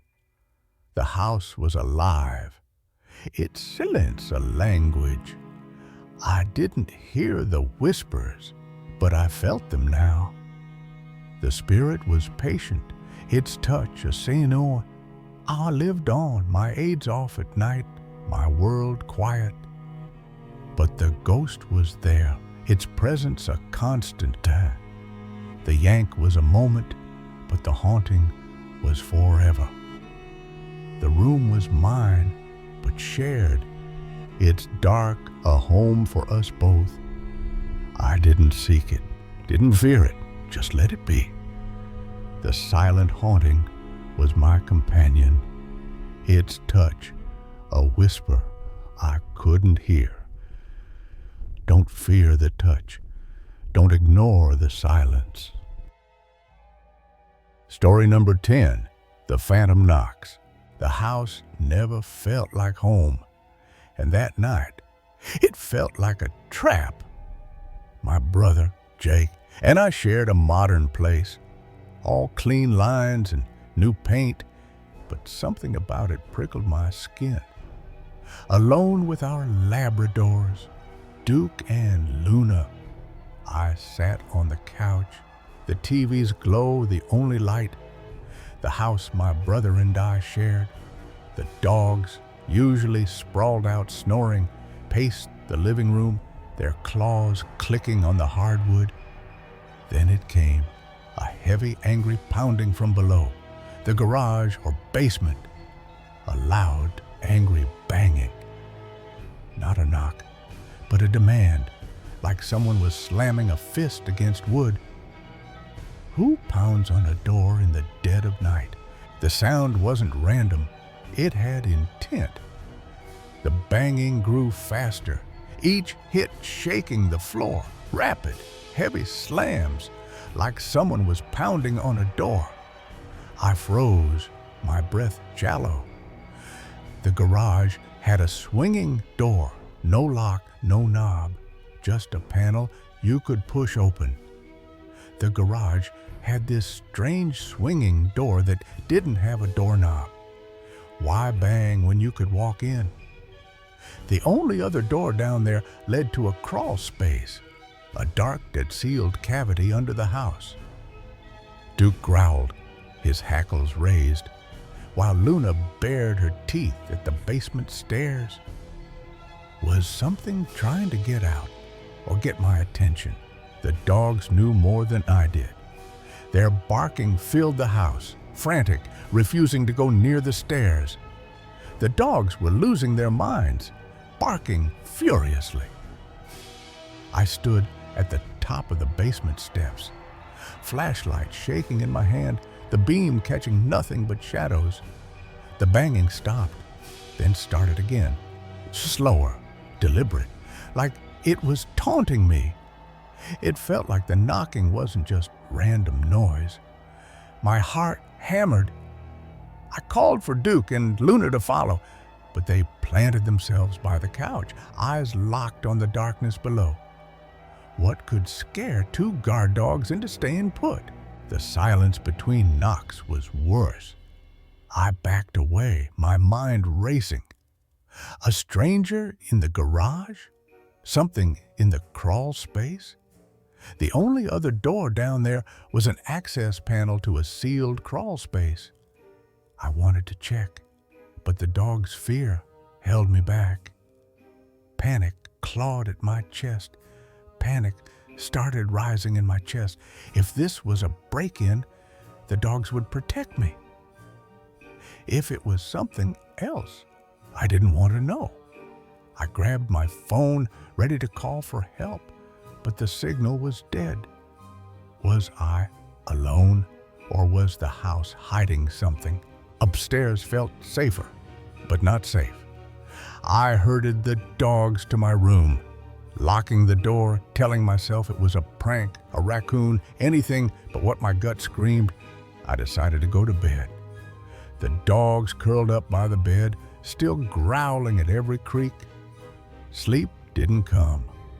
The banging had stopped, but the house felt alive, watching. I kept my eyes on the door, expecting it to burst open. The dogs weren't just pets. They were protectors. But even they seemed outmatched by whatever was down there. What kind of threat lingers just out of sight? Days later, Jake returned, and the house stayed quiet. Until it didn't. My brother came home. One night, he woke me, his face pale, eyes wide. The banging was back, louder, more insistent. He'd heard the knocking, too. The dogs went wild, their barks echoing as we grabbed flashlights and crept downstairs. The dogs were again barking like crazy. The moment we reached the garage, the noise stopped, like it knew we were close. The knocking stopped the moment we got near the door. We searched the basement, the crawl space, to every corner, but nothing. No footprints, no broken locks, no sign of anyone. Was it playing with us or warning us? The mystery clung to us like damp air. We searched everywhere, the garage, the basement, the crawl space, but found nothing. Jake suggested faulty pipes, but pipes don't pound with rage. I checked the crawl space again. Its narrow panel barely big enough for a person. The air inside was stale, heavy, like it hadn't been disturbed in years. We installed motion lights, checked the doors, but the unease didn't lift. The dogs still stared at the basement stairs, their growls low and constant. What leaves no trace but terrifies everything in its path. Years passed, the banging a memory we avoided. For years, the mystery haunted us. Then, at a coffee shop, I ran into an old neighbor, Mark. I laughed about our haunted house, the ghostly knocks. His face changed. I ran into an old neighbor and jokingly mentioned the ghostly knocking. He leaned in, voice low, and told me about a burglary ring that had plagued the area. There had been a burglary ring operating in the neighborhood. They'd knock on doors to test if anyone was home. They'd knock on doors late at night to see if anyone was home. If dogs barked or lights came on, they'd leave. But why keep knocking when they knew we were there? Mark's words explained the method, but not the feeling. If no one answered or called the cops, they'd know it was safe to break in. Our dogs had saved us, their barking a shield. When the dogs barked nonstop, they didn't break in. But the second night, when Jake heard the knocks, puzzled me. What still puzzles me is why they knocked again. Were they testing us, or was it something else? The dog's fear, the deliberate rhythm, the dead phone signal, none of it felt like just thieves. I researched local stories, finding whispers of knockers, entities that mimic human sounds to lure people out. Was it criminals or something older using their tricks? The house is long gone from our lives, but the memory isn't. It's a mystery I don't think I'll ever forget. We moved, seeking peace, But I still check doors at night, listen for sounds that don't belong. Duke and Luna are grayer now, but they still perk up at odd noises, their eyes searching the dark. The neighbor's story tied up loose ends, but not all of them. The banging wasn't just a burglary tactic, it carried a weight, a presence. Some sounds aren't meant to be explained, only survived. Story number 11, The Shadow in the Closet. The basement was supposed to be our sanctuary, but that night, it became a trap. This happened in the basement of my childhood home when I was around. The air down there always felt heavier, like the walls held secrets they refused to share.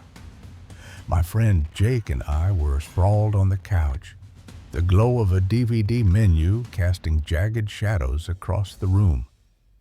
We'd laughed off the creaks and groans of the old house earlier, but now, in the dead of night, something felt wrong.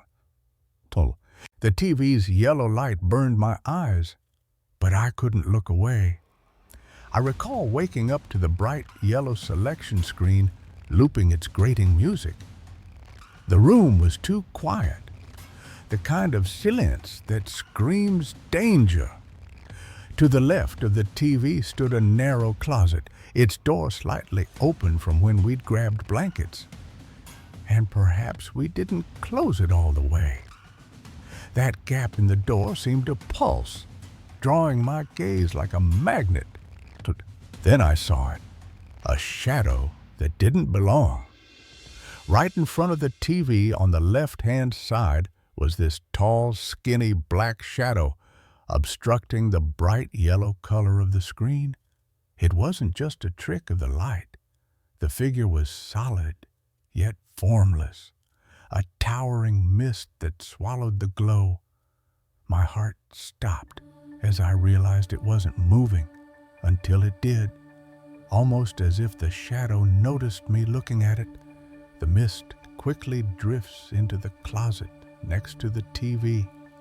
The door clicked shut, sealing the darkness. I was paralyzed, my breath caught in my throat. Every instinct screamed to run, but my body refused.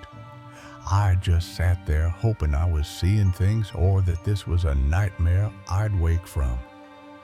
The couch felt like quicksand, trapping me in that moment. I wanted to nudge Jake, to scream, but my voice was gone. What was that thing, and why did it feel like it knew I was watching? The closet door stayed shut, but the air grew colder, heavier, as if the shadow was still there, waiting. Jake's voice shattered the silence. My friend, whom I thought was asleep this entire time, sits straight up next to me on the couch and goes, "Jet, did you see that?" His eyes were wide, his face pale in the TV's glow. We didn't need words. We sprinted up those goddamn stairs so fast it felt like flying. The basement door slammed behind us, and we collapsed in the kitchen, hearts pounding. We didn't sleep that night, too afraid to even look downstairs. The next morning, we told my parents everything. They just laughed at us, clearly not believing it. But when I confided in my oldest sister, she didn't laugh. Each responded similarly with something along the lines of, "Weird stuff only happens down in the basement." She mentioned flickering lights, cold spots, even whispers when she'd been down there alone. My brother nodded, saying he'd once seen a shape move across the pool table, too fast to be human. Their calm acceptance unnerved me more than the shadow itself. Weeks passed, but I couldn't shake the memory. Jake refused to sleep over again, and I avoided the basement alone. One night, curiosity or stupidity drove me back down. The closet door was shut, but the room felt alive, watching me. I reached for the handle, my hand trembling, knowing I shouldn't but unable to stop. The door creaked open, revealing nothing but blankets and old boxes. Yet the air inside was icy, and for a moment, I swore I saw the shadow flicker deep within, beckoning me closer. I started researching the house's history. The previous owners, a reclusive couple, had lived there for decades. Neighbors whispered about strange rituals in the basement, candles arranged in patterns, and chants late at night.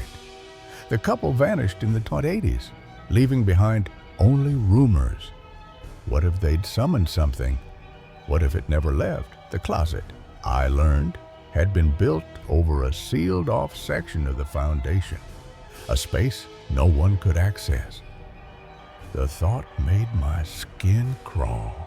Years later, after we moved out, the new owners renovated the basement. They tore out the closet and found a hidden alcove behind it, filled with charred bones and etched symbols that no one could decipher. The workers refused to finish the job, claiming tools moved on their own and shadows followed them. I still dream about that closet, about the shadow waiting inside, watching, always watching. The house didn't feel particularly haunted, but I know now it was. That shadow wasn't a trick of the mind, it was real, and it's still down there, waiting for someone new to open the door. Story number 12, The Voice in the Hall. The house was too quiet. The kind of silence that feels like it's holding its breath. I sat on the bed, the old springs creaking under my weight. My dog, Max, curled against me, his warmth a small comfort in the drafty room. My husband and I had a burst pipe in the basement of our nearly 100-year-old home. The air smelled of damp wood and mildew, a reminder of the flood downstairs. I stroked Max's fur, trying to focus on the book in my lap, but my ears strained for any sound from the basement. Something was wrong, not just the pipe, not just the cold, but a deeper wrongness that made my skin prickle. Max's ears twitched, his body tensing, as if he felt it too. Then I heard it, a voice, low and familiar, calling my name. "Sarah," it said, clear as day from the hallway. My heart skipped, not out of fear but relief, thinking my husband was back. I heard my husband calling my name and the sound of wet boots on the hardwood floor. But the relief curdled into dread when I realized the basement door hadn't opened, hadn't slammed like it always did. Max lifted his head, a low rumble building in his chest. The voice called again, "Sarah, where are you?" But it was wrong, too sharp, like a recording played on a broken speaker. I froze, my fingers tightening around Max's collar as the sound of footsteps, slow, deliberate, wet, echoed down the hall. The footsteps stopped outside the bedroom door and the air turned heavy, like a storm about to break. I hear the footsteps coming down the hallway, then stop in front of our door. Max shot to his feet, his fur bristling, his growl so deep it vibrated through the bed. My very large dog got up and stood over me and growled in a way I'd never heard him do before. His eyes were locked on the door, his body a shield between me and whatever was out there. "Sarah," the voice said again, now inches away, muffled by the thin wood. It wasn't my husband's voice anymore. It was something else, something that knew my name but not my soul. The doorknob rattled, twisting back and forth, the metal screeching in protest. The doorknob began to twist and twist, The room grew colder, the light from the bedside lamp flickering, as if the bulb was dying. The dog at this point was going absolutely crazy, growling, and now has himself between me and the door. Max's barks exploded, sharp and furious, each one a challenge to the thing outside. The knob stopped turning. The voice fell silent. But the presence didn't leave. It lingered, heavy and patient, like a predator waiting for me to make a mistake. I clutched my phone, my hands shaking, and saw a text from my husband. Need anything from the store? It was my husband texting me and asking me if I needed anything while he was out. His location showed him 35 miles away in a hardware store nowhere near the house. My stomach dropped, the world tilting as I realized I was alone, or worse, not alone at all. The silence stretched, oppressive, unbroken except for Max's panting. I stared at the door, expecting it to burst open, but nothing happened. The house felt alive, its walls watching, its shadows too deep for a winter afternoon. I pushed the dresser against the door, my arms burning from the effort, and checked the security cameras on my phone. No one had come in or out other than when my husband left. The footage showed nothing. No figure, no movement, just the empty porch and the snow piling up outside. But I knew what I'd heard, what Max had sensed. The thing that called my name wasn't human, wasn't a trick of the mind. It was something older, something tied to the bones of this house. This wasn't the first time the house had felt wrong. Our nearly 100-year-old home had always creaked and groaned. But after the pipe burst, the noises changed. At night, I'd hear whispers, not words, but fragments of sound, like conversations just out of reach. Max would pace the halls, his hackles raised, refusing to sleep. I started noticing things. Doors left ajar when I swore I'd closed them. Cold spots in rooms that shouldn't have been cold. I told myself it was the stress, the exhaustion of dealing with the flood, but deep down, I knew better. The house had woken something, or maybe something had been waiting all along, stirred by the water that seeped into its foundations. I began researching the history of the house, digging through old records at the county library. The previous owners had left abruptly, their belongings still in the attic. Photo albums, children's toys, a mirror with a crack running through it. One article mentioned a tragedy in the 1920s. A woman named Eliza, who'd lived here alone after her husband died, was found dead in the basement, her body untouched by time. The townsfolk whispered she'd made a deal with something dark, something that kept her alive too long. I laughed it off at first, but the more I read, the more it fit. The voice, the footsteps, the way Max reacted. I still don't know what it was, but I started to wonder if Eliza was still here, or if something else was using her name, her voice, to lure me. Now, I avoid the hallway at night. Max sleeps closer to me, his eyes always on the door.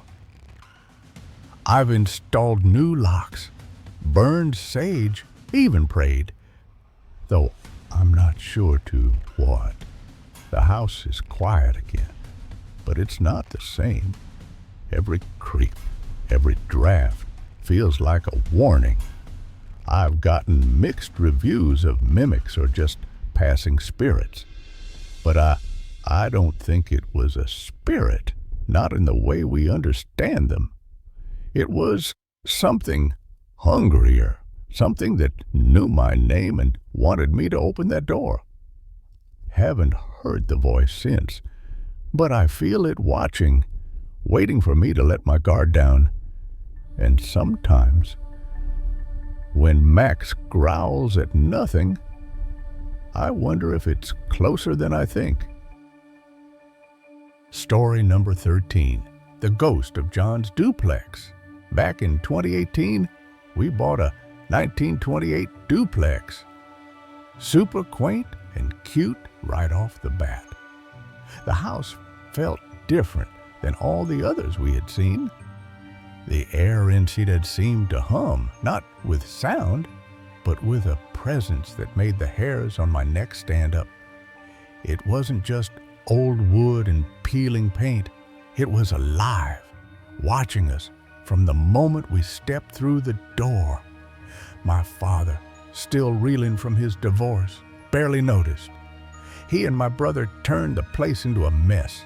Pizza boxes stacked on counters, clothes strewn across the living room, and soda cans littering the floor like fallen soldiers. I'd walk in and feel the house's disapproval, a heavy weight pressing on my chest as if it were saying, "This isn't how it's supposed to be." One night, alone in the kitchen, I froze. The light flickered, not like a faulty bulb, but like something was pulling at the electricity. I turned, and for a split second, I saw it, a shadow, tall and deliberate, gliding through the wall toward the staircase. My breath caught, my heart hammering so loud, I thought it'd wake the neighbors.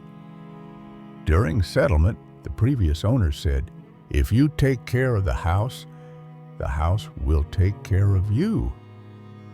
I hadn't believed them then, but now I wasn't so sure. Was the house warning me, or was it something else, someone else, lurking in the bones of this place? The strangeness escalated. A mixing spoon popped up out of a very deep bowl and landed in the middle of a kitchen floor. I found it at 3 a.m. lying there like an accusation, nowhere near the sink. My mind raced. Had I dropped it? Had someone broken in? But the doors were locked, the windows sealed. My brother, usually skeptical, started acting jumpy. He'd swear he heard footsteps pacing the upstairs hallway when we were both downstairs. One afternoon, he called me, his voice shaking. "The cans, they're moving." Soda cans were rolling across the floor violently on their own. He'd watched them skid from the coffee table to the wall as if kicked by an invisible foot. I rushed over, but the house was still, too still, like it was holding its breath, waiting for me to figure it out. Life in the duplex became a dance with the unknown. My father's depression cast a shadow over us, his clutter piling up like a challenge to whatever lived here. While my father and brother proceeded to junk up the house, food left out, things all over the place, soda cans on the ground, the house seemed to push back. One evening, I stood in the sunroom, the air thick with dust motes, and felt eyes on me, not from outside, but from within the walls. My father saw an old man standing in the sunroom dressed in sweatpants and a gray shirt. He described him as solid, not a trick of the light, standing there with a quiet intensity before vanishing. I didn't sleep that night, imagining him watching us, judging our mess, our chaos. The turning point came when my father started healing. He began therapy, and the house transformed with him. We scrubbed floors, cleared counters, and packed away the clutter. As my father's depression got better and I continued maintaining the home while he no longer junked it up, things calmed down. The house was clean. The house was calm. The air felt lighter, the oppressive weight lifting, but the presence never left. One night, painting the upstairs hallway, I caught a flicker of movement, a shadow slipping past the banister. Too fast to be human, my grandmother saw a shadow figure walk from my brother's room and through the banister of the steps. My skin prickled. The house was still alive, still watching, but now it felt approving. The neighborhood kids brought a new twist.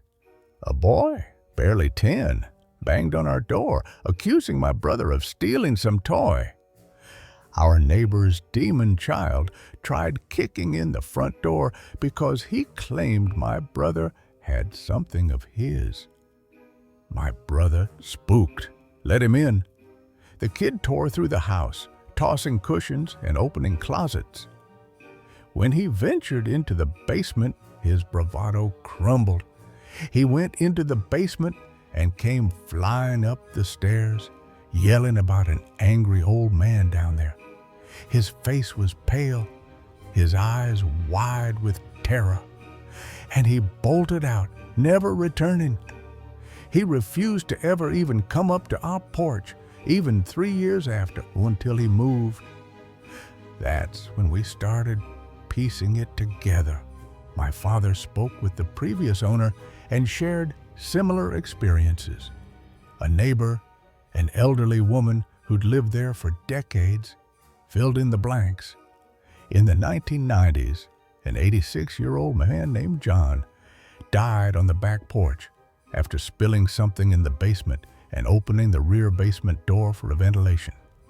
His name was John, and he'd loved this house, tending it like a living thing. The realization hit me like a cold wave. John wasn't haunting us to scare us. He was protecting his home. Every strange event, every shadow, every rolling can, it was John, urging us to care for the duplex as he had. Years passed, and John became part of our lives. We realized that John is a very friendly presence, and to this day, we still experience activity. I'd catch glimpses of a gray shape moving through the walls, not threatening, but curious, like a guardian checking in. I was on the phone with a friend when we saw a gray mass go from my closet over to the other wall. I laughed it off, but my friend's voice trembled on the line. We started greeting John, leaving the house tidy, even signing his name on holiday cards as a joke. But it wasn't just a joke. John was real, woven into the duplex's soul. When I moved to my own place, the difference was stark. My new home felt different, and I couldn't quite put my finger on it until I realized that my home lacks that energy. It was just a house, bricks and mortar, no pulse, no life. My home itself feels like it's alive, as if the home itself is its own being. I missed John's presence, his quiet stewardship, visiting my dad. I'd step inside and feel that familiar hum, like the house was welcoming me back. Whenever I stopped by, I always yell, "Hey, John!" He never answered, but I knew he was there. Now, standing in my sterile new home, I wonder if I'll ever find a place like John's again. John's cool. I miss him. His duplex wasn't just a house. It was a partnership, a living bond between us and something beyond. I've lived in other places, some heavy with malice, but John's energy was different, warm, protective, human. We need more Johns in this world or the next, depending on your point of view. And sometimes, late at night, I whisper, "Hey, John," hoping he's listening, wherever he is. Story number 14, The Unseen Guest.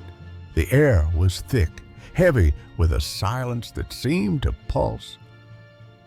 I lay in bed, eyes half open, when a voice, soft, almost tender, cut through the night. "Here," it said, a man's voice, gentle but unmistakable. I froze, heart pounding, scanning the empty room.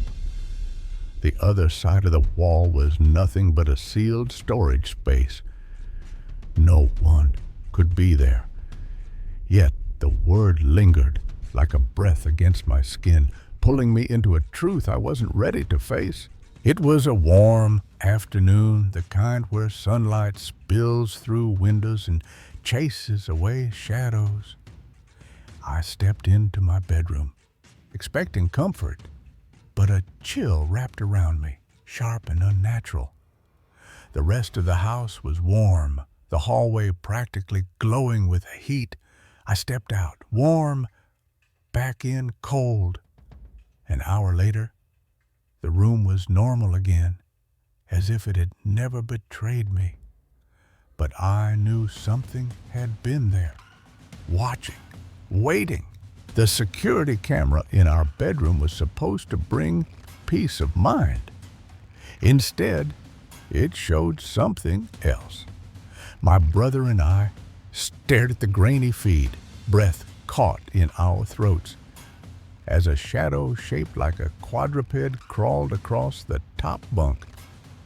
It moved with purpose, deliberate, before vanishing into thin air.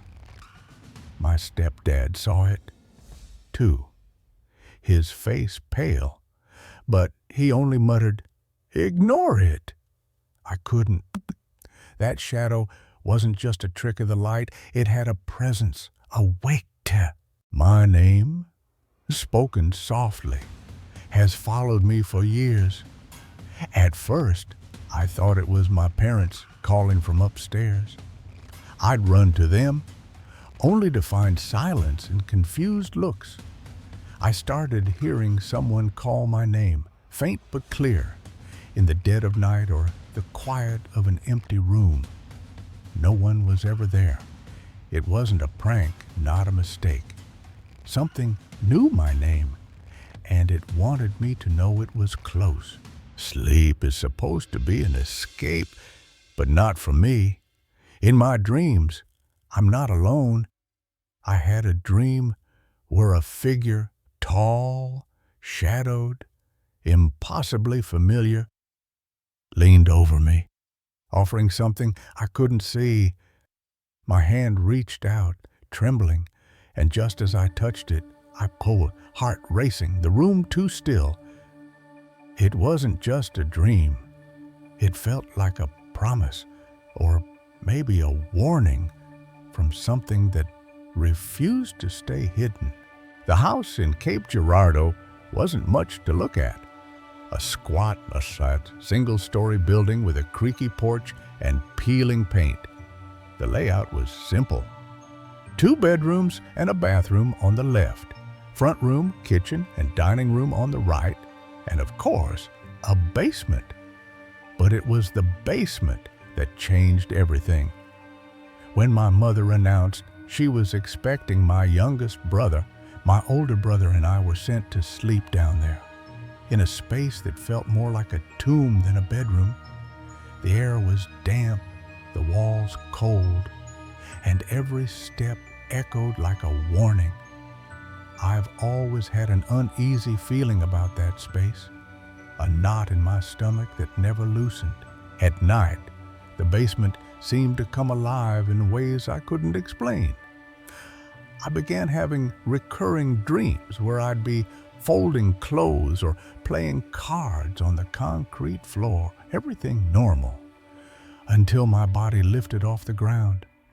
I'd float, weightless, for a moment of eerie calm before being hurled against the wall or slammed into the floor. Right before impact, I'd wake up, gasping, my heart hammering so loud I thought it might burst.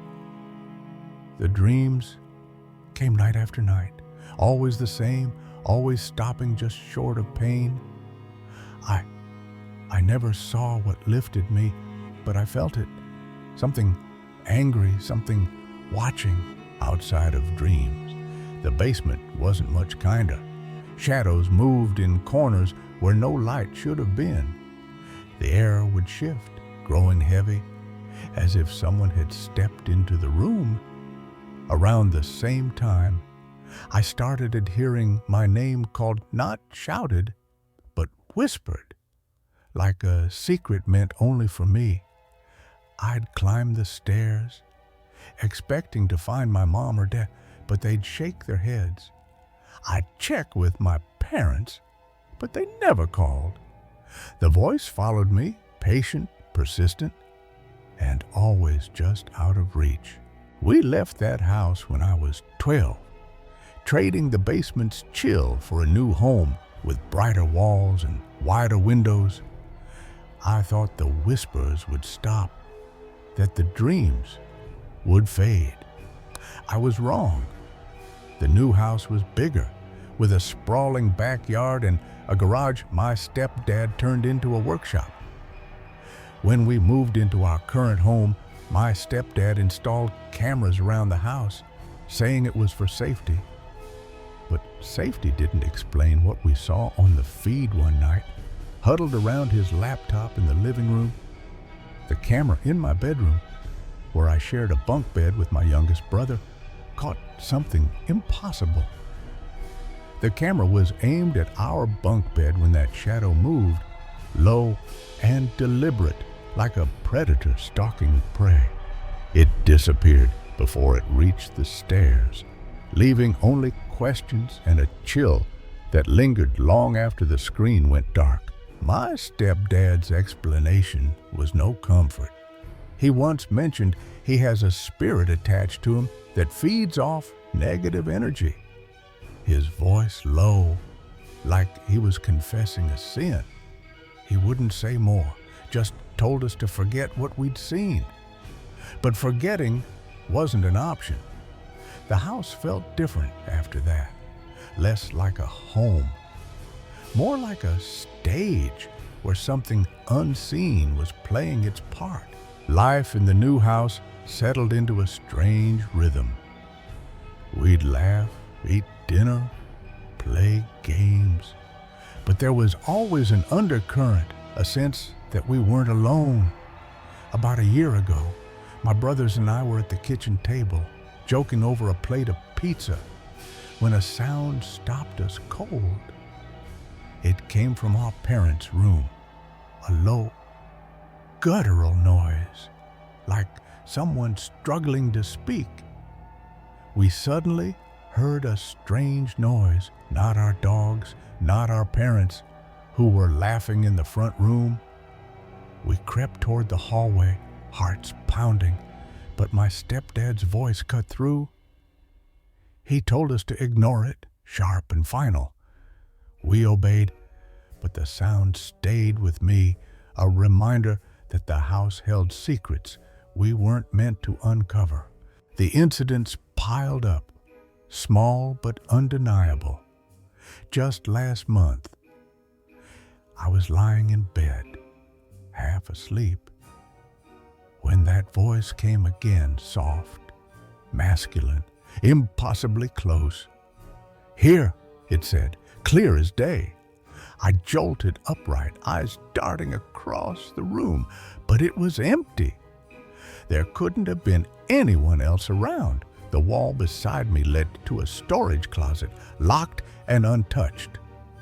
A few weeks later, it happened again, though the words slipped from my memory the moment I woke. I looked around in confusion to see nothing, just the familiar outlines of my room, now heavy with a presence I couldn't shake. Then there was the dream, vivid, unsettling, unlike the others. I had a dream where a figure stood over me. Not threatening, but impossibly real. His face was blurred, but his presence was warm, almost kind. He held out his hand, offering something so glinting in the dim light. I reached for it, my fingers brushing his, and woke with a start. I woke up just as I took it, the sensation lingering on my skin. I told my mom the next morning, but her frown said it all. She didn't know what to make of it. The house itself seemed to play along. Today, I walked into our bedroom and noticed it was much colder than the rest of the house, a stark contrast to the summer heat outside. I tested it, stepping into the hall, warm, then back into the room, cold. I stepped into the hall, warm, back into the room, cold. An hour later, the chill was gone, as if it had never been. Around the same time, I found a small air freshener can in the washing machine. A small air freshener can fell into the washer, though it had been perched securely on a shelf above the dryer. The way it landed didn't make sense. It shouldn't have fallen, not without help. Every now and then, I still hear someone call my name, a quiet summons that pulls me from sleep or focus. No one is ever there. No one ever did. I've stopped asking my family if they called. I know they didn't. I'm starting to think we have a ghost. Not one that breaks things or screams in the night, but one that lingers, gentle, almost sad. One that doesn't mean any harm, but that doesn't want to be forgotten. I have begun to wonder who it is. A former resident tied to the land? A spirit my stepdad brought with him, as he once hinted? Or something older? Something that chose me for reasons I'll never know. The house doesn't feel dangerous, but it's never truly still. Objects shift slightly, a book out of place, a door ajar. The air hums with a quiet energy, like a conversation just out of earshot. I've started talking to it, whispering, "I hear you," when the voice calls my name. It hasn't answered, but the cold spots have lessened, the dreams less violent. Maybe it's not about fear. Maybe it's about memory, about someone or something reaching out across a divide I can't cross. I don't know its story, but I feel its weight, its need to be seen. And so I listen, waiting for the next whisper, the next sign, knowing it's there just beyond the veil. Story number 15. The Void Beyond the Door. This happened recently, and I still can't wrap my head around it. What if the world you know, every creak, every shadow, suddenly stopped making sense? In a small, weathered house on the edge of a forgotten town, a group of friends stumbled into something that defied reality itself. Imagine stepping into a room where light exists, yet darkness swallows everything. This isn't a ghost story or a prank gone wrong. What if the door you opened led not to a place, but to nothing at all? It wasn't a dream, a prank, or a kind of illusion. And what if those on the other side saw something entirely different? They called it the basement, but it felt more like a tomb. The house was old, its paint peeling like dead skin, and the air carried a damp, earthy scent that clung to your clothes. 5 friends, Hilah, Marcus, Ethan, Sarah, and Tom, had gathered that night, drawn by curiosity about the house's history. Rumors swirled about its former owners, whispers of rituals and disappearances. A group of people I know went into a creepy basement, The staircase groaned under their weight, each step echoing like a warning. The basement door was open when they entered, and the lights were on. A single bulb flickered above, casting jagged shadows across the concrete walls. They laughed, half nervous, half excited, unaware that the door behind them was about to become their prison. Then the air changed, but once they were inside, they found themselves completely locked in and couldn't get the door open from their side, no matter what. Lila pushed against the door, her palms slick with sweat, but it wouldn't budge. Marcus tried next, throwing his shoulder into it, his grunts filling the stale air. The lock was simple, a rusty latch, yet it held like it was welded shut. Ethan shouted, his voice bouncing off the walls, calling for me and my friend Jake, who were upstairs nursing warm beers. Me and a friend were upstairs. We heard them call out that they were stuck and couldn't get out. Their voices weren't just desperate, they were wrong, like they were shouting through water. We dropped our drinks, the cans clattering on the floor, and rushed to the basement door. Every step toward that door felt heavier, like the house was watching. We figured the door had just jammed, so we went over to help. The hallway leading to the basement was narrow, lined with faded wallpaper that curled at the edges. As we approached the basement door, the group inside later told us they could hear us coming. They were standing about a meter from the door, facing it, waiting for us to open it. I grabbed the handle, its metal cold enough to sting, and pushed. I pushed on the door, and it didn't budge at first, so I leaned harder, my boots slipping on the warped floorboards. Jake stood beside me, his breath shallow as the door groaned under the pressure. What we saw next wasn't just darkness, it was alive. We opened the door slightly, maybe less than halfway, and what we saw behind the door made us both stop.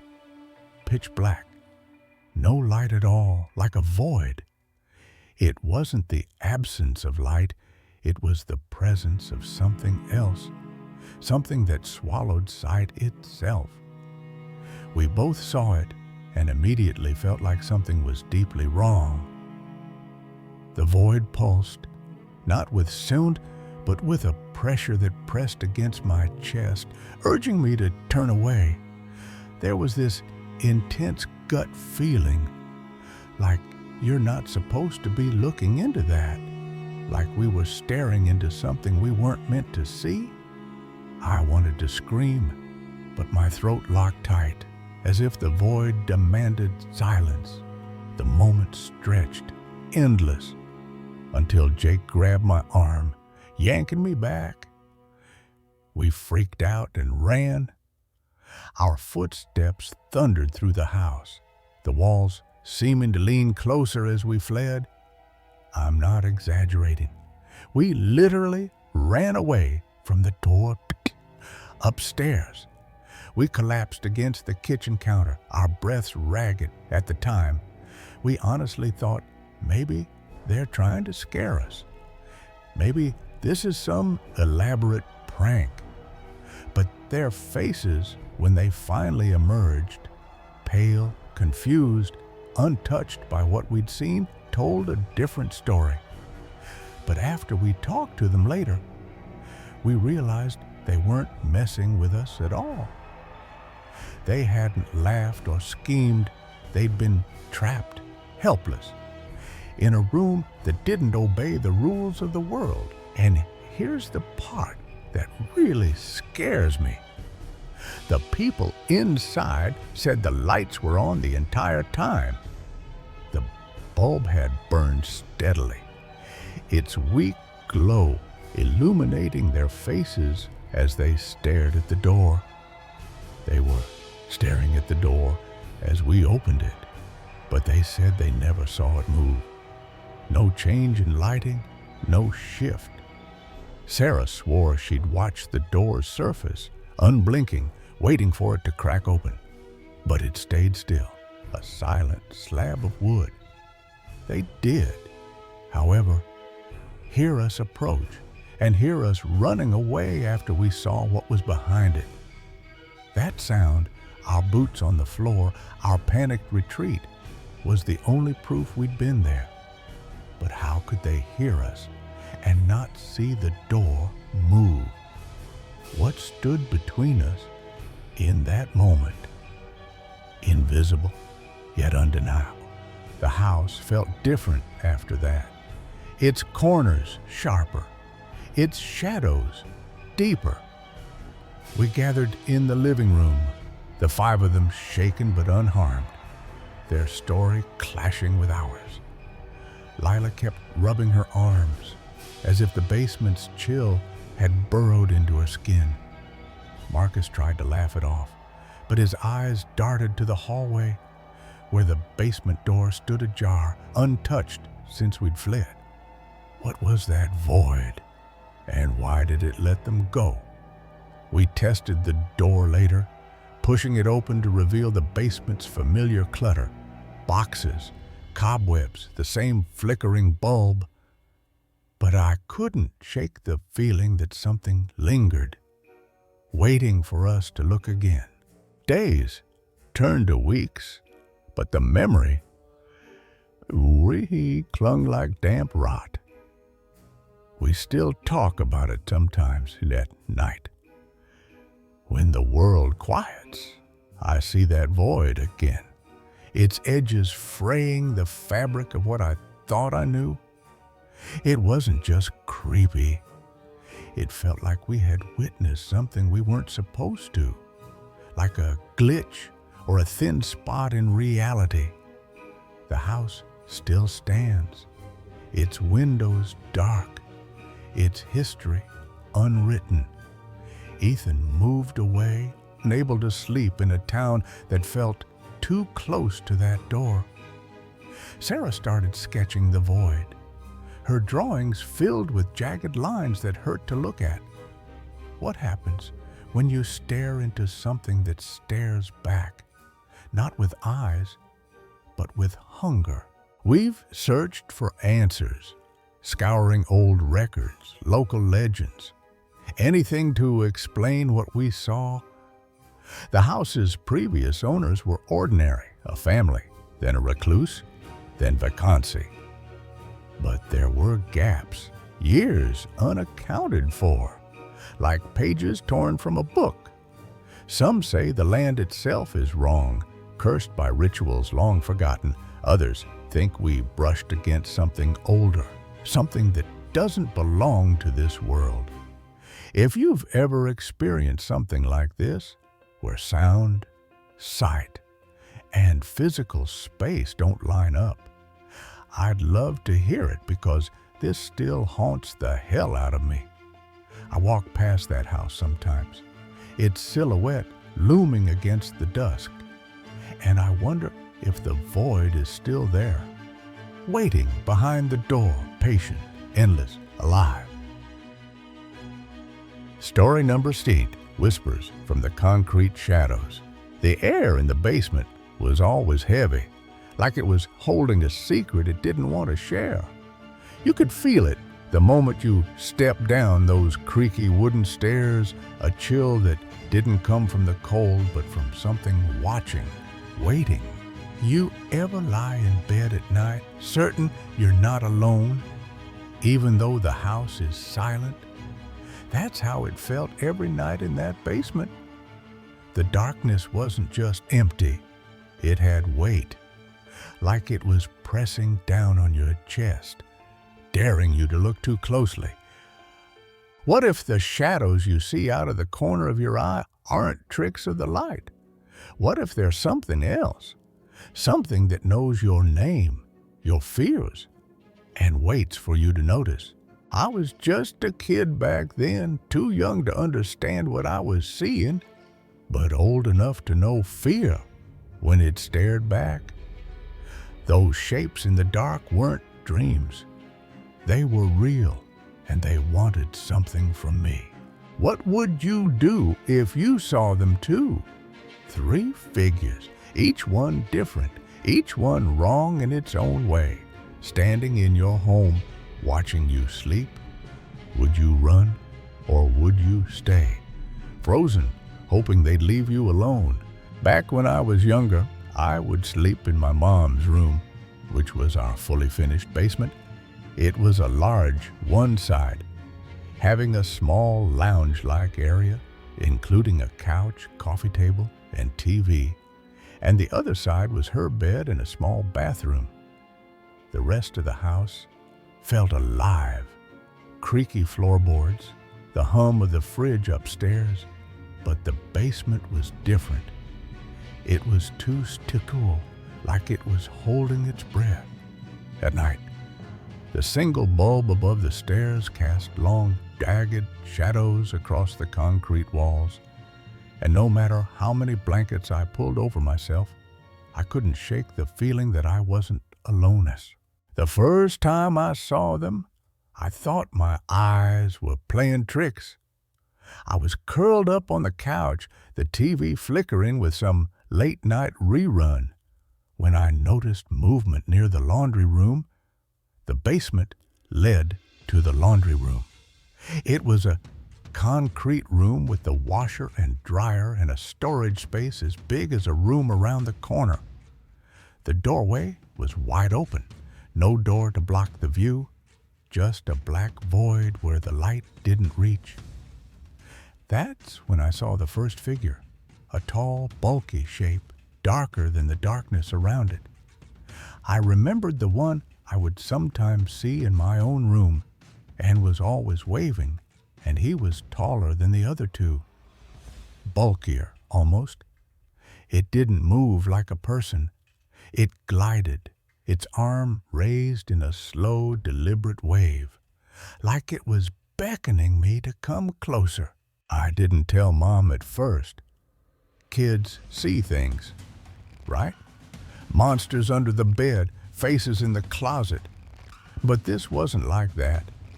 The second figure showed up a few nights later, standing at the edge of the lounge area, just beyond the coffee table. The second one had inhuman legs. It looked like he had really baggy pants on or something like that, and it would always be staring at me. Its legs bent wrong, like they were jointed backward, and its eyes, if you could call them that, burned into me. I could feel its gaze, heavy and unblinking. Even when I squeezed my eyes shut, it didn't move, didn't speak, but its presence was a weight, a promise of something I didn't want to understand. The third figure was the worst. My mom had placed a full metal clothing rack right by the doorway. It had no doors, so you could always see into it, which is important for later. The last one was smaller and skinnier and would always be hiding in the laundry rack by the door. It was small, barely taller than me, but its thin frame seemed to twist and shift, like it was trying to fold itself into the shadows. I'd catch glimpses of it behind the clothes, its bony fingers clutching the metal bars, its head tilted at an angle that made my stomach churn. It never came closer, but it was always there, watching, waiting for me to make a mistake. Every night I'd lie there, heart pounding, waiting for them to do something, anything, but they never did. They just watched, like they were studying me, learning my weaknesses. And the worst part, I wasn't dreaming. I was always told this was a recurring nightmare or sleep paralysis, and I believed that for a while. But I have aphantasia, which causes me not to dream at all. I couldn't dream, not in pictures, not in sounds. My mind was a blank slate when slept. So what were these things? Shadows? Ghosts? Something worse? I didn't have a name for them, but I knew they were real. They had to be. The basement wasn't just a room anymore. It was their territory. I started noticing things during the day. Scratches on the concrete walls, too deep to be accidental, and a faint, sour smell that lingered near the laundry room. Mom didn't see them, but she felt something too. She'd linger at the top of the stairs, hesitating before coming down, like she was bracing herself. One night, I heard her muttering about the clothes on the rack, how they kept falling off, even though no one touched them. I didn't tell her about the figures. I didn't want her to think I was crazy, but I wasn't the only one who sensed it. What do you do when the thing you're afraid of isn't in your head? When it's standing 10 feet away, staring at you, and no one else can see it? One night, I decided to test it. You might think it was sleep paralysis, but that was disproven when one night I tried to sit up because I couldn't with the shadows watching me, and it worked. My heart was racing, but I forced myself to sit up, staring straight at the tall figure by the laundry room. It didn't vanish. It didn't flinch.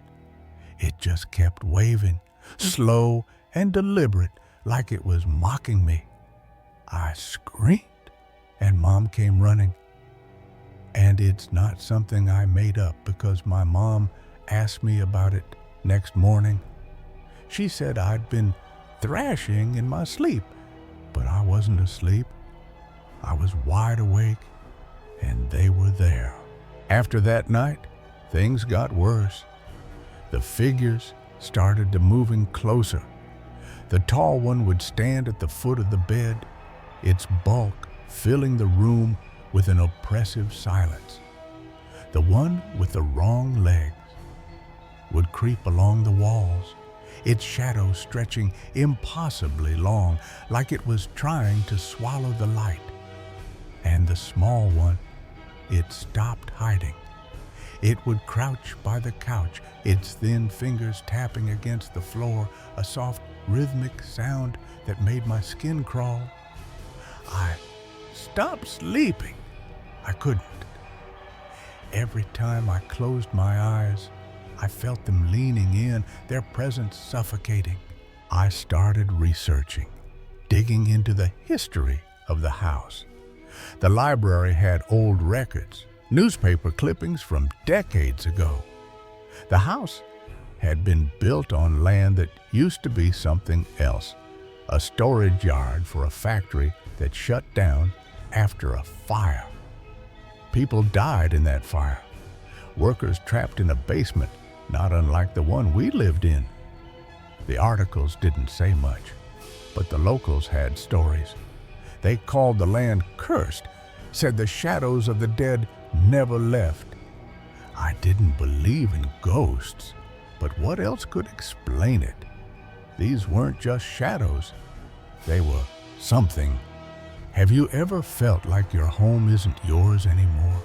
Like it belongs to something else? And you're just a guest who's overstayed their welcome? We didn't stay long after that. Mom found a new place, a small apartment on the other side of town.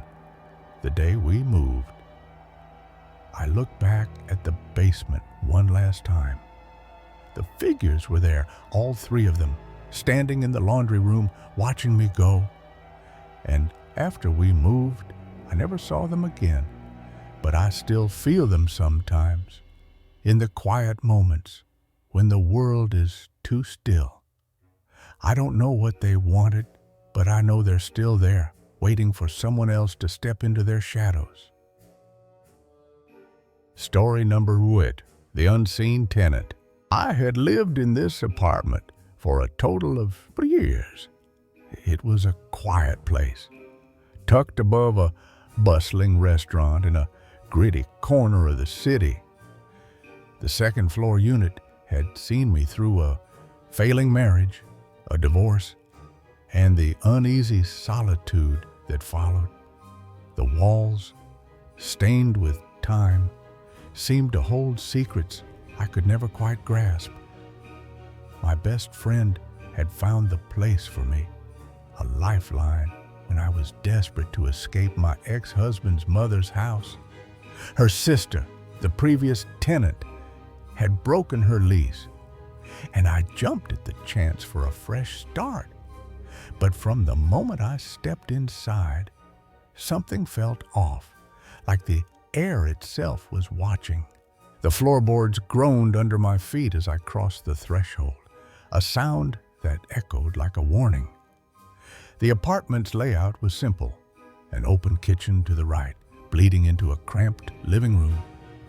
A long hallway stretched beyond, flanked by 3 doors, 2 bedrooms, a bathroom, and ending in a laundry room that always felt colder than the rest of the place. My ex had a gaming computer situated in the living room, its neon glow a constant in our early days. I claimed the spare bedroom as my art studio, a sanctuary where I'd lose myself in paint and YouTube tutorials. My ex taught me proper computer etiquette, so I always made sure to shut my computer down, a habit I never broke.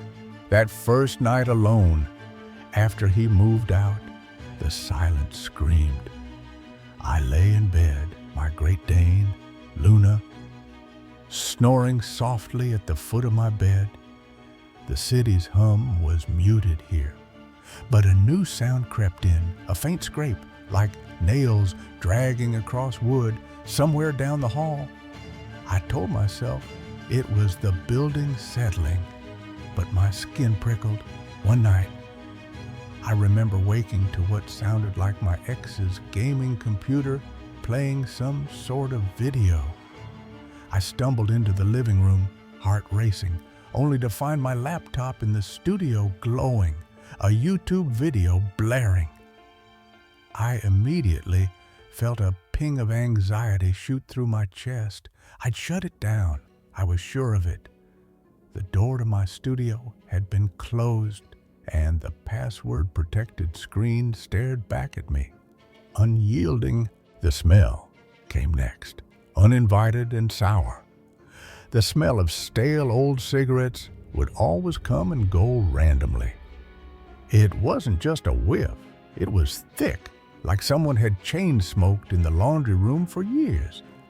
I'd never smoked, nor had my friend's sister, who'd lived here a decade. Yet there it was, curling through the air, strongest in the hallway that always felt wrong. My friend told me that every time she came over there while her sister had lived there, the hallway gave her the creeps too. I started avoiding it at night, hurrying to my bedroom with Luna at my heels, her ears twitching at sounds I couldn't hear. Then came the footsteps, not the creaks of an old building, but deliberate, heavy steps pacing the hallway while I lay frozen in bed.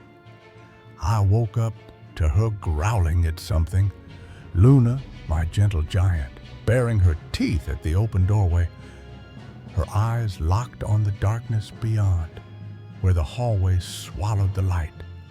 I grabbed the pistol from under my bed, my hands shaking as I crept toward the door. I heard the creaking and shuffling of footsteps coming down the hallway from the living room towards my door. Nothing was there, just shadows. But the air was heavy, like someone had just slipped out of sight. The city outside my windows never slept, but inside, the apartment seemed to breathe. After the divorce, I was alone with Luna, and the unease grew into dread. The kitchen became a source of torment, pots clanging in the dead of night.